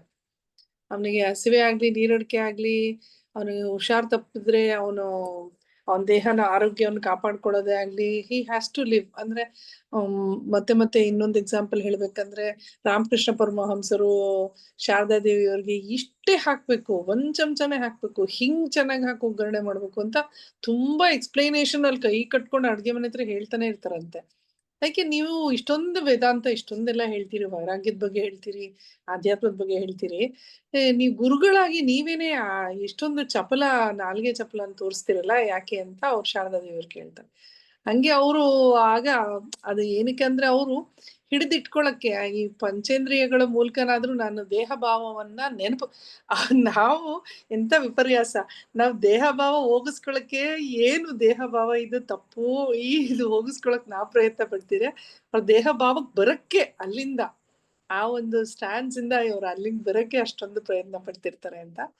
ಸೊ ಜ್ಞಾನಿಗೂ ಎಲ್ಲವೂ ಬೇಕು. ಏನೋ ಏನೋ ಮಿಸ್ ಮಾಡಿದೀನ ಅತ್ತೆ, ಏನೋ ಬಿಟ್ಟಿದೀನ, ಏನ್ ನನಗೆ ಎಲ್ಲ ಬೇಕು ಆದ್ರೆ ವ್ಯಾಮೋಹ ಇರಬಾರ್ದು ಅಂತ. ಅಟ್ಯಾಚ್ಮೆಂಟ್, ಅದ್ರ ಬಗ್ಗೆ ಅಟ್ಯಾಚ್ಮೆಂಟ್ ಇರಬಾರ್ದು, ವ್ಯಾಮೋಹ ಅಟ್ಯಾಚ್ ಆಗಿರ್ಬಾರ್ದು, ಮೋಹ ಅವೆಲ್ಲ ಇರಲ್ಲ. ವ್ಯಾಮೋಹ ಇರಬಾರ್ದು. ಅವನು ವಿವೇಕ ಇರುತ್ತೆ ಅವನಿಗೆ ಚೆನ್ನಾಗಿ. ಏನ್ ಮಾಡ್ಬೇಕು ಏನ್ ಮಾಡ್ಬಾರ್ದು, ಯಾವ್ದ್ ಬೇಕು ಯಾವ್ದ್ ಬೇಡ ಅನ್ನೋದ್ರ ಬಗ್ಗೆ ಅವನಿಗೆ ತಿಳುವಳಿಕೆ. ಗುರುಗಳು ಹಂಗೆ ನಾವು ಒಂದು ನನ್ನ ಚಿಕ್ಕ ವಯಸ್ಸಿಂದ ಒಂದ್ ಸಣ್ಣದ್ ಹೇಳ್ತೀನಿ, ಅತ್ತೇನು ಮೇಡಮ್ ಗೊತ್ತಾಗುತ್ತೆ. ತುಂಬಾ ಚಿಕ್ಕವಳಿದ್ದೆ ಅಲ್ವತ್ತೆ, ನಾವು ಹೋಗುವಾಗ ರಾಮಕೃಷ್ಣ ಆಶ್ರಮಕ್ಕೆ ಹೋಗುವಾಗ ಅಲ್ಲಿ ಪುರುಷೋತ್ತಮಾನಂದಜಿ ಅವರ ಟಾಕ್ ಕೇಳಕ್ಕೆ ಏನು ಮುಗಿಬಿದ್ದು ಮೆಟ್ಲು ಮೇಲೆ ಎಲ್ಲೆಲ್ಲೆಲ್ಲೋ ಕೂತ್ಕೊಂಡು ಕೇಳ್ತಾ ಇದ್ವಿ. ನಮ್ಮ ಅಜ್ಜಿಗೆ ತುಂಬಾ ಆಸೆ, ನಮ್ಮ ಅಜ್ಜಿ ನಮ್ ದೊಡ್ಡಮ್ಮ ಹೋಗ್ತಿದ್ರು, ಕರ್ಕೊಂಡು ಹೋಗೋರು. ಆವಾಗ ನಮ್ಗೆ ಸ್ವಾಮೀಜಿ ಅಷ್ಟು ಚೆನ್ನಾಗಿ ಮಾತಾಡ್ತಿದ್ರು, ಏನೋ ಆ ವಯಸ್ಸಲ್ಲಿ ಕೇಳಿಸ್ಕೊತಿದ್ವಿ, ಏನೋ ಒಂದ್ ಖುಷಿ ಆಗ್ತಿತ್ತು. ಆದ್ರೆ ಅವರು ಆಮೇಲೆ ನಮಸ್ಕಾರ ಮಾಡ್ಕೊಂಡು ನಿಂತ್ಕೊಳ್ತಿದ್ರು, ಎಲ್ರು ಕಾಲಿಗೆ ನಮಸ್ಕಾರ ಮಾಡ್ಕೊಳ್ತಿದ್ರು. ಅವ್ರು ಅವಾಗ ಕಾಣಿಕೆ ಕೊಡುವಾಗ ಅವ್ರ ಕೈ ಹಿಂಗ್ ಇಟ್ಕೊಳ್ತಿದ್ರು, ಹಿಂಗ್ ಅಂತಿದ್ರು, ಅವ್ರ ಕೈಯಲ್ಲಿ ಹಾಕ್ತಿದ್ರು, ಹಿಂಗ್ ಇಟ್ಕೊಳ್ತಿದ್ರು. ನಾವು ಸ್ವಾಮೀಜಿ ನೋಡು ಕಮಲ ತರ ಮಾಡ್ಕೊಂಡು ಕಾಸಿಸ್ಕೋಬೋದ ಅವರು ಅಂತ. ಅವಾಗ ತುಂಬಾ ಚಿಕ್ಕವ್ರು ನಾವು, ಸ್ಕೂಲ್ಗೂ ಇನ್ನು ಪ್ರೈಮರಿ ಸ್ಕೂಲ್ ಹಂಗೆ. ಅವಾಗ ಕಮಲ ತರ ಮಾಡ್ಕೊಂಡು ಕಾಸಿಸ್ಕೊಳ್ಳೋದು, ನೋಡು ಸ್ವಾಮೀಜಿ ಕಾಸಿಸ್ಕೊಳ್ಳೋದು ಅಂತ ಅಂತಿದ್ವಿ. ಹಂಗೆ ಅವ್ರು ಕಾಸು ಈಸ್ಕೊಂಡ್ರು ಅದಕ್ಕೆ ಅವ್ರು ಅಟ್ಯಾಚ್ ಆಗಿರ್ಲಿಲ್ಲ. ಅದ್ ಯಾವ್ದೋ ಸಂಸ್ಥೆಗೆ ಎಲ್ಗೋ ಹೋಗುತ್ತೆ, ಅವ್ರು ತಿಂತಿದ್ ಒಂದ್ ಒಪ್ಪತ್ತು. ಅವ್ರು ಮೊದ್ಲೇ ರಾಮಕೃಷ್ಣ ಕೇಳೋರು ಸಿಕ್ಕಾಪಟ್ಟೆ ಸ್ಟ್ರಿಕ್ಟ್, ಆಹಾರ ನಿಯಮ ಜಾಸ್ತಿ, ಅವೆಲ್ಲ ಗೊತ್ತಿರ್ಲಿಲ್ಲ. ಹಾಗೆ ಅದೇ ಒಂದ್ ನೆನಪು ಬಂತು ಹೇಳ್ದೆ. ಎಲ್ಲವೂ ಬೇಕು ಆದ್ರೆ ಯಾವ್ದಕ್ಕೂ ಅಟ್ಯಾಚ್ ಆಗದೆ. ಇವ್ರು ಉಮಾ ಮೇಡಮ್ ಹೇಳ್ದಂಗೆ ನೆಂಚ್ಕೊಳಕ್ ಇಲ್ವಾ ಪರವಾಗಿಲ್ಲ, ಅನ್ನ ಸಾರು ಓಕೆ ನಡೆಯುತ್ತೆ, ಅದ್ರಲ್ಲೂ ಅಷ್ಟೇ ಸಂತೋಷ. ನೆಂಚ್ಕೊಳಕ್ ಇದ್ದಾಗ ಎಷ್ಟು ಪಕೋಡ, ಶ್ರೀನಿವಾಸ ಮೂರ್ತಿ ಸರ್ ಹೇಳ್ದಂಗೆ ಪಕೋಡ ತಿಂದಷ್ಟೇ ಸಮಾಧಾನ, ವಿತ್ ಪ್ಲೇನ್ ಅನ್ನ ಸಾರು ಆಲ್ಸೋ. ಇಲ್ಲಿ ಇನ್ನೊಂದು ಉದಾಹರಣೆ ಇವರು ಸಚ್ಚಿದಾನಂದ ಸರಸ್ವತಿ ಹೊಳೆ ನರಸೀಪುರ ಇದಾರಲ್ಲ, ಅವರು ಅಂತ ಜ್ಞಾನಿಗಳಾಗಿ ಎಲ್ಲ ಇದ್ರು ಸಹಿತ ಅವ್ರು ಅನುಷ್ಠಾನ ಎಲ್ಲ ಬಿಟ್ಟಿರ್ಲಿಲ್ಲ. ಅವರು ಅಷ್ಟು ಸ್ಟ್ರಿಕ್ಟ್ ಆಗಿ ಫಾಲೋ ಮಾಡ್ತಾ ಇದ್ರು. ಸಂಧ್ಯಾವನ್ನೇ ಆಗ್ಲಿ ಇನ್ನೊಂದಾಗ್ಲಿ ಯಾವ್ದನ್ನು ಬಿಟ್ಟಿರ್ಲಿಲ್ಲ ಅವರು. ಇವನು ಒಂದು ಇದು ಹೇಳ್ತಾ ಇದ್ರು, ಅವರು ಇವ್ರೇನೇನಾರ ಮಾಡಿದ್ರೆ ಕಾಲ್ ತುಳಿದಲ್ಲೇ ಒಳಗಡೆ ಬರ್ತಾ ಇರ್ಲಿಲ್ಲ. ಒಂದ್ಸಲಿ ಏನಾಗಿದೆ, ಅವ್ರಿಗಲ್ಲಿ ನೀರ್ ಸಿಗ್ಲಿಲ್ಲ ಅಂತೆ, ಎಷ್ಟ್ ಅವರ್ಸ್ ಅದು ಅಲ್ಲೇ ನಿಂತೇ ಇದ್ರಂತೆ ಅವ್ರು. ಆಮೇಲೆ ಯಾರು ಬಂದು, ಸ್ವಾಮೀಜಿ ಯಾಕೆ ಹೊರಗ್ ಬಂದಾಗ ಅಲ್ಲೇ ಇದ್ದೀರಾ ಅಂದ್ರೆ, ನೀರಿಲ್ಲ ನಂಗೆ ಕಾಲ್ ತೊಳ್ಕೊಳಕ್ಕೆ, ಅದಕ್ಕೋಸ್ಕರ ನಾನ್ ಬರ್ಲಿಲ್ಲ ಅಂತ. ಹಂಗಂತ ಹೇಳ್ಬಿಟ್ಟು ಅವ್ರು ಏನಾರ ಅನ್ಕೊಂಡಿದ್ದಾರೆ ಅಂತಲ್ಲ, ಕೆಲವೊಂದು ಬೇರೆಯವ್ರಿಗೆ ತೋರ್ಸಕ್ಕೋಸ್ಕರ ಒಂದು ಮಾದರಿಯಾಗಿ ಇರ್ತಾರೆ ಅವ್ರು. ಅವ್ರಿಗೇನು ತಾನೇ ಇದು ಭಗವಂತ ತಂದೆ ಇದನ್ ಗೊತ್ತಾದ್ಮೇಲೆ ಅವ್ರೇನ್ ಪೂಜೆ ಮಾಡ್ತಾರೆ ಏನು ಅಂತ ನಾವು ಸಾಕಷ್ಟು ಬೇರೆ ಬೇರೆ ತರ ಮಾತಾಡ್ತೀವಿ. ಆದ್ರೆ ಅದೆಲ್ಲ ಬೇರೆಯವ್ರಿಗೆ ತೋರ್ಸಕ್ಕೋಸ್ಕರನು ಅವ್ರು ಕೆಲವೊಂದು ಇಟ್ಕೊಂಡಿರ್ತಾರೆ. ಅದನ್ನ ಆ ವಾಸನೆ ಅವ್ರಲ್ಲಿ ಇರುತ್ತೆ, ಹಾಗಾಗಿ ಅನುಷ್ಠಾನ ಮಾಡ್ತಾರೆ.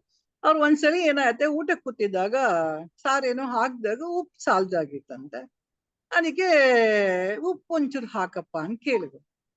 ಅದಕ್ಕೆ ಇನ್ನೊಬ್ರು ಆಲ್ರೆಡಿ ಇಮಿಡಿಯೇಟ್ ಆಗಿ ಕಾಮೆಂಟ್, ಏನು ಎಲ್ಲ ಜಯಿಸಿದೀವಿ ಅಂತೀರಾ, ನಾಲ್ಗೆ ರುಚಿ ನಿಮ್ಗೆ ಇನ್ನೂ ಹೋಗಿಲ್ಲ, ಉಪ್ಪು ಬೇಕು ಅಂತ ಕೇಳ್ತಾ ಇದಿರಲ್ಲ, ಉಪ್ಪು ಹಾಕಿ ಕುಂತಿರಲ್ಲ. ಅದಕ್ಕೆ ತಕ್ಷಣ ಹೇಳಿದ್ರಂತೆ, ನೋಡಪ್ಪ ಇಲ್ಲಿ ಉಪ್ಪಿದೆ, ಅದನ್ನ ಒಂಚೂರು ಹಾಕು ಅಂತ ಕೇಳ್ದೆ, ಇದ್ದಾಗ ನಾನು ಅದನ್ನ ಉಪಯೋಗಿಸ್ಕೊತೀನಿ. ನಂಗೆ ಆ ಉಪ್ಪು ಬೇಕೇ ಬೇಕು ಅಂತ ಏನಿಲ್ಲ, ನನ್ಗೆ ಅದು ಎಲ್ದಲೇನೋ ನಡೆಯತ್ತೆ. ನಮಗ್ ಹಂಗಲ್ಲ, ನಾವ್ ಒಂಚೂರು ಅಡಿಗೆ ಕಡಿಮೆ ಆಗ್ಬಿಡ್ಲಿ, ಏನು ಉಪ್ಪು ಜಾಸ್ತಿ ಹಾಕ್ಬಿಟ್ಟಿದ್ಯಾ ಇನ್ನು, ಅಥವಾ ಉಪ್ಪು ಕಡಿಮೆ ಹಾಕಿದ್ಯಾ, ಇನ್ನು ಅಡಿಗೆ ಮಾಡೋದ್ ಕಲ್ತಿಲ್ಲ. ಸಹಜವಾಗಿ ಮನೇಲಿ ನೀವೇನಾರು ಅಡಿಗೆ, ನಮ್ಗೆಲ್ಲರಿಗೂ ಅನುಭವ ಆಗಿರೋವಂಥದ್ದೇ. ಅಥವಾ ಏನು ಖಾರಮಯ ಕ್ಷಾರಮಯ ಎಲ್ಲಾ ಪದಗಳನ್ನು ಉಪಯೋಗಿಸಿ ಎಲ್ಲಾ ತರದ್ದು ಬರುತ್ತೆ. ಆದ್ರೆ ಅವ್ರು ಹಾಗಲ್ಲ, ಇದ್ದಾಗ ನೀನು ಉಪಯೋಗಿಸ್ಕೊ, ಎಲ್ಲ ಅಂತಂದ್ರೆ ಹಂಗೆ ಸಂತೋಷವಾಗಿರಷ್ಟೆ. ಅವ್ರಿಗೆ ತಾನು ಆನಂದ ಸ್ವರೂಪ, ನನ್ಗೆ ಹೊರಗಡೆಯಿಂದ ನನಗೆ ಆನಂದ ಬೇಕಾಗಿಲ್ಲ, ನಾನೇ ಆನಂದ ಸ್ವರೂಪ ಅಂತ ತಿಳ್ಕೊಂಡು ಅವನ್ಗೆ ಇದು ಯಾವ್ದು ಕನ್ಸಿಡರ್ ಆಗದೇ ಇಲ್ಲ. ಅದಕ್ಕೆ ವ್ಯಾಮೋಹ ಮೋಹ ಯಾವ್ದು ಇರಲ್ಲ ಅವನ್ಗೆ ಅದ್ರ ಮೇಲೆ. ಸೊ ಸಮಾಜದಲ್ಲಿ ಏನಂದ್ರೆ ತಾನು ಒಂದಿರೋ ತರ ತೋರ್ಸ್ಕೋಬೇಕು ಅಂತ ಇರ್ತಾನೆ ಅಷ್ಟೆ. ನಾವೇನ್ ಅನ್ಕೋತೀವಿ, ಇದೇ ನನ್ ತರಾನೇ ಅವರು ಅಂತ. ಯಾಕಂದ್ರೆ ನಮ್ ಸಣ್ಣ ಬುದ್ಧಿ ಇರುತ್ತವ ನಮ್ಗೆ, ನನ್ ತರಾನೇ ನಾನು ಏನ್ ಮಹಾ ಅಂತ ಆ ದೇಹ ನೋಡಿ ಅನ್ಕೊಂಡ್ಬಿಡ್ತೀವಿ. ಆ ತರ ಇರಲ್ಲ. ನಮಗೆ ಚೆನ್ನಾಗಿ ಅನುಭವ ಆಗ್ಬಿಟ್ಟಿದೆ. ಈಗ ನಾವು ಜನರಲ್ಲಿ ಊಟ ಮಾಡೋ ಟೈಮಲ್ಲಿ ಯಾಕೆ ಸ್ವಲ್ಪ ಉಪ್ಪು ಜಾಸ್ತಿ ಇದೆ ಅಂತ ಹೇಳ್ತೀವಿ, ಅದಕ್ಕೆ ಉಪ್ಪಿತ್ತಲ್ವಾ ಅದಕ್ಕೆ ಹಾಕ್ತೀವಿ, ಆಹಾ ಸಂತೋಷ ಆಹಾ ಅಂತ ಅದನ್ನ ನಾವು ಸವಿತಾ ಇರ್ತೀವಿ. ಏನ್ ಮಾಡಕ್ಕೆ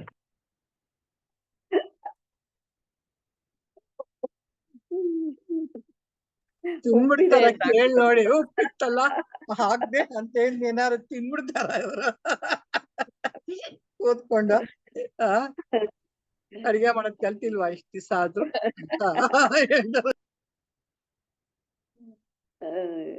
ಆದ್ರೆ ಜ್ಞಾನಿ ಆಗಲ್ಲಪ್ಪ.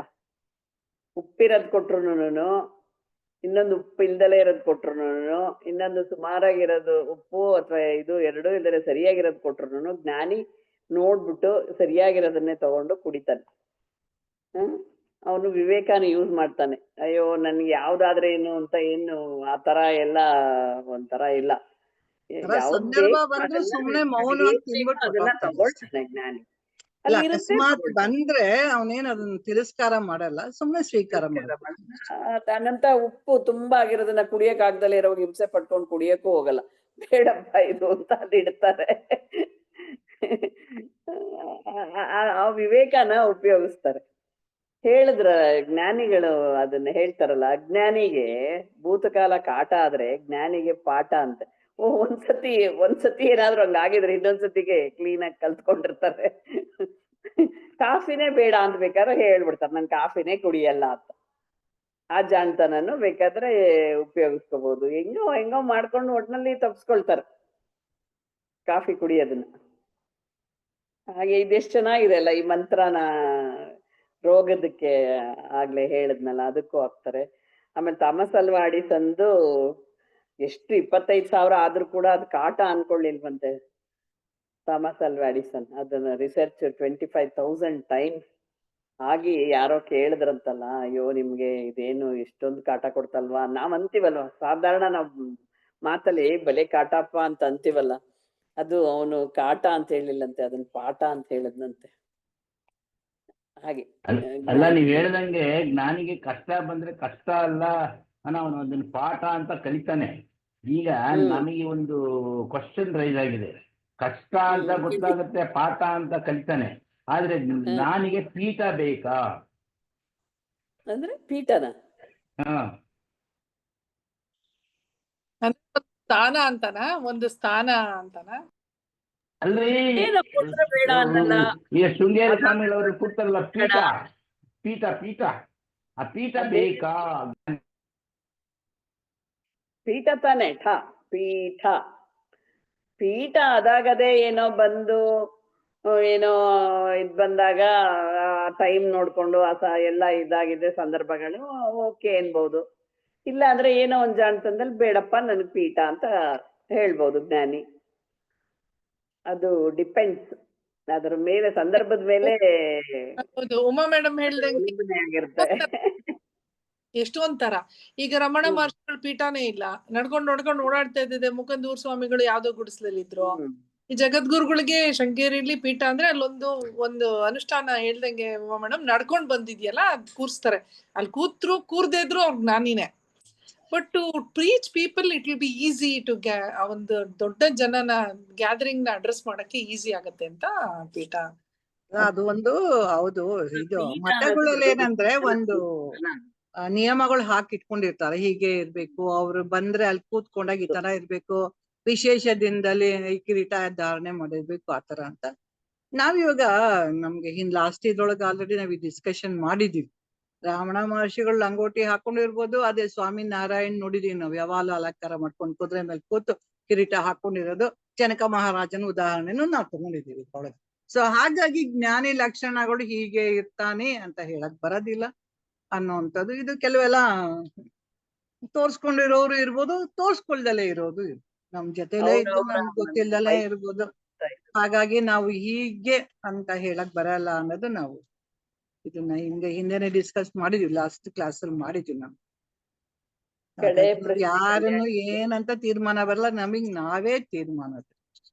ನಾವು ಎಷ್ಟು ಮಟ್ಟಿಗೆ ನಾವು ಯಾರೊಳಗೆ ಹೇಗೆ ಬೆರಿತೀವಿ, ಹೇಗೆ ಈಚೆ ಬರ್ತೀವಿ, ಪ್ರತಿಯೊಂದಿಗೂ ನಾನೇ ಮಾನದಂಡ, ನನಗ್ ನಾನೇ ಟಿಕ್ ಮಾರ್ಕು ಕ್ರಾಸ್ ಮಾರ್ಕು ಎಲ್ಲ ನಾವೇ ಹಾಕೊಳ್ಳೋದಷ್ಟೇ.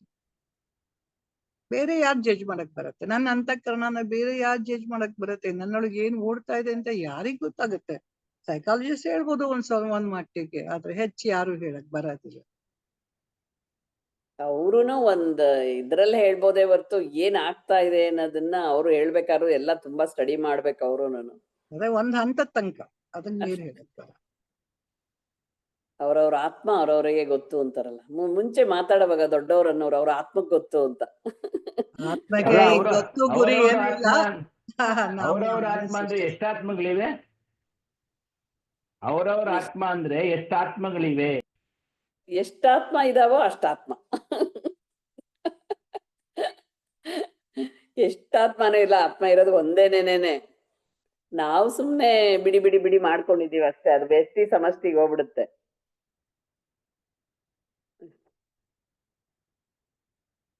ಕಲ್ಯಾಣಿ ಅವ್ರು ಕೇಳಲ್ಲ ಪ್ರಶ್ನೆ? ಆವಾಗ್ಲೇ 3:57. ಕಲ್ಯಾಣಿ ಅವ್ರೆ, ವರ್ತಮಾನ ಕಾಲ ಮಾತ್ರ ಸತ್ಯ ಅಂತಾರಲ್ಲ, ಅದ್ ಹೇಗೆ ಹೇಳಿ ಒಂಚೂರು.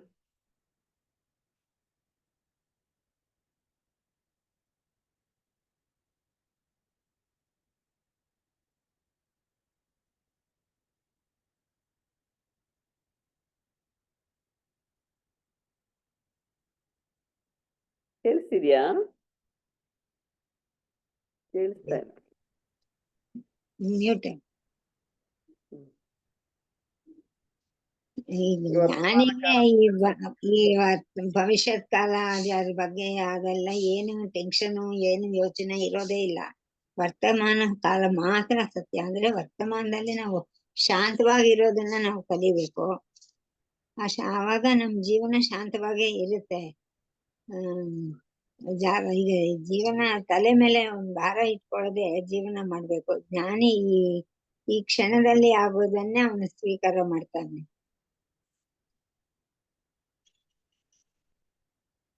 ಈ ಇದಕ್ಕೂ ಉದಾಹರಣೆ ಕೊಟ್ಟಿದ್ದಾರೆ.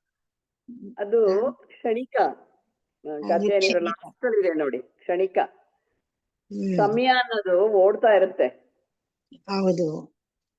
ಭವಿಷ್ಯದ ಕಡೆಗೆ ಓಡ್ತಾ ಇರುತ್ತೆ. ಇವಾಗ ವರ್ತಮಾನ ಕಾಲ ಅನ್ನೋ ಉಮಾ ಅವ್ರು ಹೇಳಿದ್ರಲ್ಲ, ವರ್ತಮಾನ ಅನ್ನೋಷ್ಟರಲ್ಲಿ ಎಷ್ಟೋ ಸೆಕೆಂಡ್ ಹೊರಟೋಯ್ತು ಭೂತಕಾಲಕ್ಕೆ. ಭೂತಕಾಲದಿಂದ ಭವಿಷ್ಯತ್ ಕಾಲಕ್ಕೆ ಓಡ್ತಾ ಇರುತ್ತೆ. ವರ್ತಮಾನ ಕಾಲವನ್ನು ನಾವು ಹಿಡಿಯಕ್ಕೆ ಆಗೋದಿಲ್ಲ. ಅಜ್ಞಾನಿ ಭೂತ ಭವಿಷ್ಯತ್ ಕಾಲದಲ್ಲೇ ಇರ್ತಾನೆ, ವರ್ತಮಾನ ಕಾಲವನ್ನು ಹಾಳು ಮಾಡ್ಕೊಂತಾನೆ. ಈ ವರ್ತಮಾನ ಕಾಲ ಸತ್ಯ, ಅದು ಕ್ಷಣಿಕ. ಆ ಕ್ಷಣಿಕವನ್ನು ಸದುಪಯೋಗ ಮಾಡ್ಕೋಬೇಕು. ಜ್ಞಾನಿ ಈ ತರ ಅದನ್ನ ಸದುಪಯೋಗ ಮಾಡ್ಕೊಂತಾನೆ, ಅದು ಜ್ಞಾನಿ ಲಕ್ಷಣ. ಜ್ಞಾನಿ ವರ್ತಮಾನ ಕಾಲದಲ್ಲಿ ಆಗೋದನ್ನ ಅವನು ಸ್ವೀಕಾರ ಮಾಡ್ತಾನೆ, ರಿಯಾಕ್ಟ್ ಮಾಡೋದೇ ಇಲ್ಲ. ಭವಿಷ್ಯತ್ ಕಾಲದ ಬಗ್ಗೆ ಚಿಂತೆ ಮಾಡಲ್ಲ, ಭೂತಕಾಲದ ಬಗ್ಗೆ ಅವನಿಗೆ ಯೋಚನೆ ಇರೋದಿಲ್ಲ. ಭೂತಕಾಲ ಅನ್ನೋದು ನಾನು ಆ ರೀತಿ ತಪ್ಪು ಮಾಡಬಾರ್ದು, ತಪ್ಪು ಮಾಡಿದೆ, ನನ್ಗೆ ಅನ್ಯಾಯ ಆಗಿದೆ ಅಂತ ತಲೆ ಮೇಲೆ ಮೂಟೆ ಇಟ್ಕೊಂಡು ನಾವು ತಿರ್ಗಾಡ್ತೀವಿ. ಆ ಭವಿಷ್ಯದ ಕಾಲದ ಬಗ್ಗೆ ಮುಂದೆ ಏನಾಗುತ್ತೋ ಅನ್ನೋ ಟೆನ್ಷನ್ ಇರುತ್ತೆ. ಈ ಜ್ಞಾನಿಗೆ ಇವೆಲ್ಲ ಇರೋದೇ ಇಲ್ಲ. ವರ್ತಮಾನ ಕಾಲದಲ್ಲಿ ನಾವು ಶಾಂತವಾಗಿ ಇರೋದನ್ನ ನಾವು ಕಲಿಬೇಕು. ಜ್ಞಾನಿ ಈ ಕ್ಷಣದಲ್ಲಿ ಆಗೋದನ್ನ ಮಾತ್ರ ಸ್ವೀಕಾರ ಮಾಡ್ತಾನೆ. ಅದಕ್ಕೆ ಉದಾಹರಣೆ ಕೊಟ್ಟಿದ್ದಾರೆ. ಗ್ಲಾಸ್ ಅಲ್ಲಿ ಅರ್ಧ ಗ್ಲಾಸ್ ನೀರು, ಅರ್ಧ ಗ್ಲಾಸ್ ನೀರು ಖಾಲಿ ಇದ್ರೆ ಅಜ್ಞಾನಿ ಅರ್ಧ ಗ್ಲಾಸ್ ಖಾಲಿ ಆಗಿದೆ ಅಂತ ಅವನು ಸಿದ್ಧ ಬರ್ತಾನೆ. ಜ್ಞಾನಿ ಅರ್ಧ ಗ್ಲಾಸ್ ಫುಲ್ ಇದೆ ಅಂತ ಸಂತೋಷ ಪಡ್ತಾನೆ. ಇದು ಜ್ಞಾನಿಗೆ ಅಜ್ಞಾನಿಗೆ ವ್ಯತ್ಯಾಸ. ಇಲ್ಲೊಂದು ಗಡಿಯಾರ ಉದಾಹರಣೆ ಕೊಟ್ಟಿದ್ದಾರೆ ನೋಡಿ. ಈಗ ನಾನು ಕೇಳ್ತೀನಿ, ಕಲ್ಯಾಣಿ ಅವರೇ ಎಷ್ಟು ಟೈಮ್ ಆಯ್ತು ಅಂತ ನಾನ್ ಕೇಳಿದಾಗ 10 ಗಂಟೆ ಇರ್ಬೋದು. ನಾನು ಎಷ್ಟು ಟೈಮು ಅಂತ ನಾನು ಕೇಳಿದ ತಕ್ಷಣ ಕಲ್ಯಾಣಿ ಅವರು ಗಡಿಯಾರ ನೋಡೋ ಅಷ್ಟೊತ್ತಿಗೆ ಅದು 10:02, 10:03 ಆಗ್ಬಿಟ್ಟಿರತ್ತೆ. ಒಂದ್ ಕ್ಷಣಕ್ಕೂ ಅದು ಬದಲಾವಣೆ ಹೊಂದ್ತಾ ಇರತ್ತೆ. ನಾವು ಉದಾಹರಣೆ ತುಂಬಾ ಚೆನ್ನಾಗಿ ಕೊಟ್ಟಿದ್ದಾರೆ. ಹೌದು. ಸ್ನೇಹಿಲ್ದು ಒಂದು ಕೊಟ್ಟಿದ್ದಾರೆ, ಟ್ರೈನ್ ಒಂದು ಕೊಟ್ಟಿದ್ದಾರೆ, ಸುಮ್ಕೆ ಎತ್ಕೊಂಡಿರೋ ಒಂದು. ಇದು ಚೆನ್ನಾಗಿದೆ, ಅರ್ಧ ಗ್ಲಾಸ್ ಫುಲ್ ನೀರಿರೋದು. ಒಟ್ನಲ್ಲಿ ಜ್ಞಾನಿ ಮತ್ತು ಅಜ್ಞಾನಿಯ ದೃಷ್ಟಿಕೋನದಲ್ಲಿ ಅಷ್ಟೇ ವ್ಯತ್ಯಾಸ ಇರೋದು. ಲಾಸ್ಟ್ ಹೌದು. ಮುಗೀತಿದ್ದು, ಮುಗ್ಸೋಣ ಆಯ್ತು. ಕಲ್ಪನಾ ಏನೋ ಹೇಳಕ್ ಹೊರಟ್ರು ಅನ್ಕೊಂಡೆ, ಹೇಳಿ.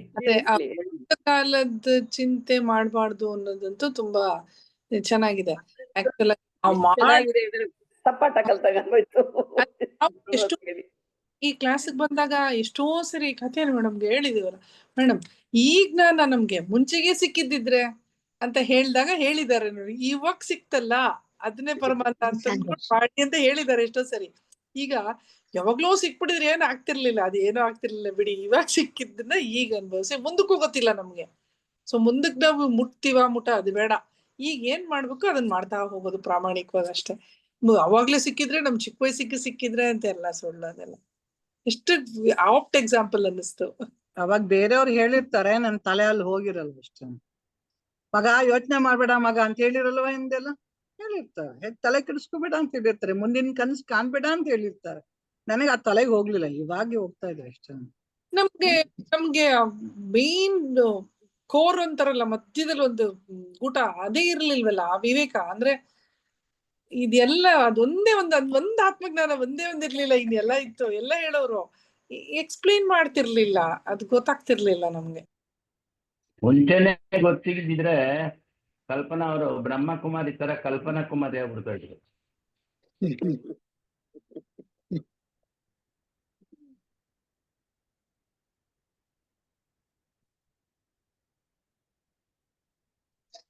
ಇದ್ ಮಾತ್ರ ತುಂಬಾ ಚೆನ್ನಾಗಿದೆಯಪ್ಪ, ಭೂತಕಾಲದಿಂದ ಪಾಠ, ಅದರಿಂದ ಮುಂದೆ ನಾವು ಕಲಿಬಹುದು. ಭವಿಷ್ಯ ಚಿಂತನೆ ಬೇಡ, ನಿಜವಾಗ್ಲೂ ಭವಿಷ್ಯ ಚಿಂತನೆ ಇಲ್ವೇ ಇಲ್ಲ ಈಗ. ಏನಾದ್ರೂ ಆಗ್ಲಿ ಅಂತ. ನಮ್ಮ ಬ್ರಾಡ್ ವಿಷನ್ ಇದ್ರೆ ಭವಿಷ್ಯದಲ್ಲಿ ತುಂಬಾ ಬ್ರಾಡ್ ವಿಷನ್ ಇರ್ಬೇಕು. ನಮ್ ಸ್ವಾರ್ಥದ ವಿಷನ್ ಅಲ್ಲ, ಬ್ರಾಡ್ ವಿಷನ್. ಕಲ್ಪನಾ ಅವ್ರದ್ದು ಬ್ರಾಡ್ ವಿಷನ್ ಇದ್ರೆ ಒಂದ್ ದೊಡ್ಡ ಹಾಸ್ಪಿಟಲ್ ಮಾಡಿ ಯಾವ ರೀತಿ ನನ್ನ ಮಕ್ಳುಗಳಿಗೆ ಇದ್ ಮಾಡ್ಬೋದು ಅಂತ ಯೋಚನೆ. ನಮ್ದೆಲ್ಲ ಇಲ್ಲ, ನಾವೆಲ್ಲ ಯೋಚನೆಗಳಿಲ್ಲ ಅವೆಲ್ಲ. ಕಲ್ಪನಾ ಅವ್ರೆ, ಮಕ್ಕಳಿಗೆಲ್ಲ ನೋಡ್ಕೊಳ್ತಾರೆ, ಅಪ್ಪ ಅಮ್ಮನ್ಗೆ ಏನ್ ಕಲ್ಸಿಲ್ವಾ? ಯಾರೋ ನೋಡ್ಕೊಳ್ತಾರೆ. ಈ 70 years ಸೀನಿಯರ್ ಸಿಟಿಸನ್ಸ್ಗೆ ಇನ್ಶೂರೆನ್ಸ್ ಮಾಡ್ಬೇಕಾಗ್ತಾ ಇಲ್ಲ. ಅವ್ರಿಗೆ ನೀವು ಫ್ರೀ ಸರ್ವಿಸ್ ಕೊಡಿ, ಏನ್ ನೋಡಿ ನಿಮ್ ನೇಮ್ ಅಂಡ್ ಫೇಮ್ ಹೆಂಗ್ ಓಡುತ್ತೆ. ನಾವು ನೇಮ್ ಅಂಡ್ ಫೇಮ್ ಬೇಕಿಲ್ವಲ್ಲ. ಅಲ್ಲ, ಇಲ್ಲಿ ಸರ್ವಿಸ್ ಅಲ್ಲಿ ಮಾಡಿ, ಅದಾಗಲೇ ಬರುತ್ತೆ ನಿಮ್ಗೆ ದುಡ್ಡು ಹರಿದು ಬರುತ್ತೆ. ಸೋಷಿಯಲ್ ಸರ್ವಿಸ್ ಮಾಡ್ತಿದ್ದಾರೆ ಅಂತ ಇಂಟರ್ನ್ಯಾಷನಲ್ ಫಂಡ್ಸ್ ಎಲ್ಲ ಬಂದ್ಬಿಡುತ್ತೆ. ನಾವು ಕಲ್ಯಾಣಿ ಅವರೆಲ್ಲ ರೆಡಿಯಪ್ಪ ಬರಕ್ಕೆ, ಅಡ್ಮಿಟ್ ಆಗ.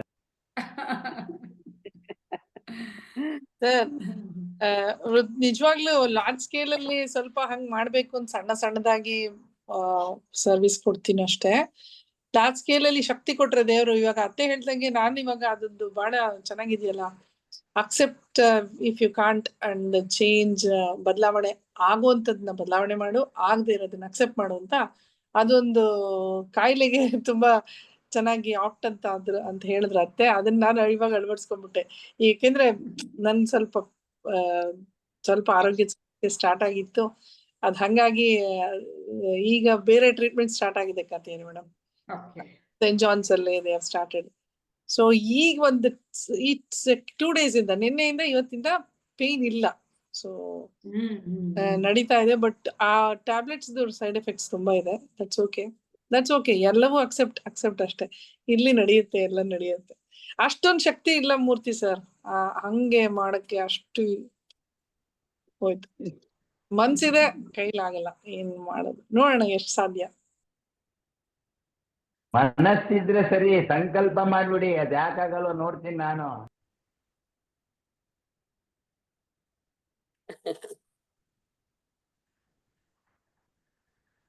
ಓಕೆಪ್ಪ, ಚೆನ್ನಾಗಿತ್ತು ಕ್ಲಾಸು. ಪ್ರಾರ್ಥನೆ ಮಾಡ್ಬಿಡಿ ವಿಜಯ ಅವ್ರೆ.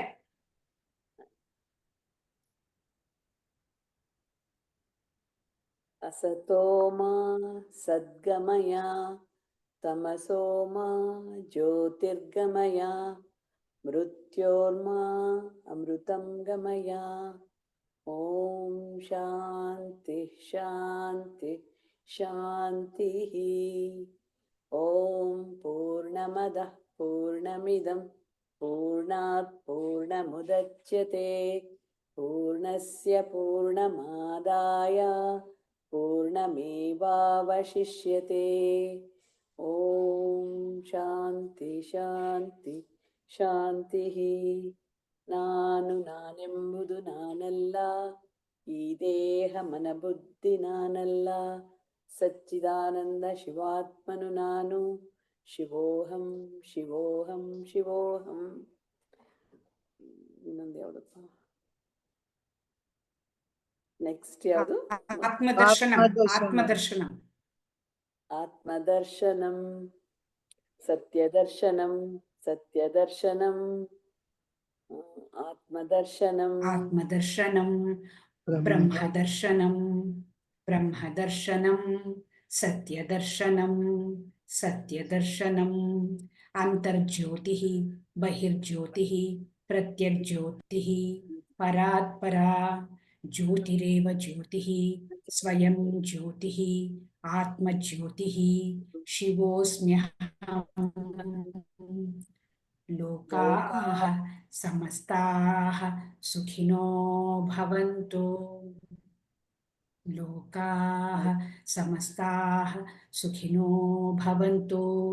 ಲೋಕಾಃ ಸಮಸ್ತಾಃ ಸುಖಿನೋ ಭವಂತು. ಹರಿ ಓಂ ತತ್ಸತ್. ಶ್ರೀ ಗುರುಭ್ಯೋ ನಮಃ.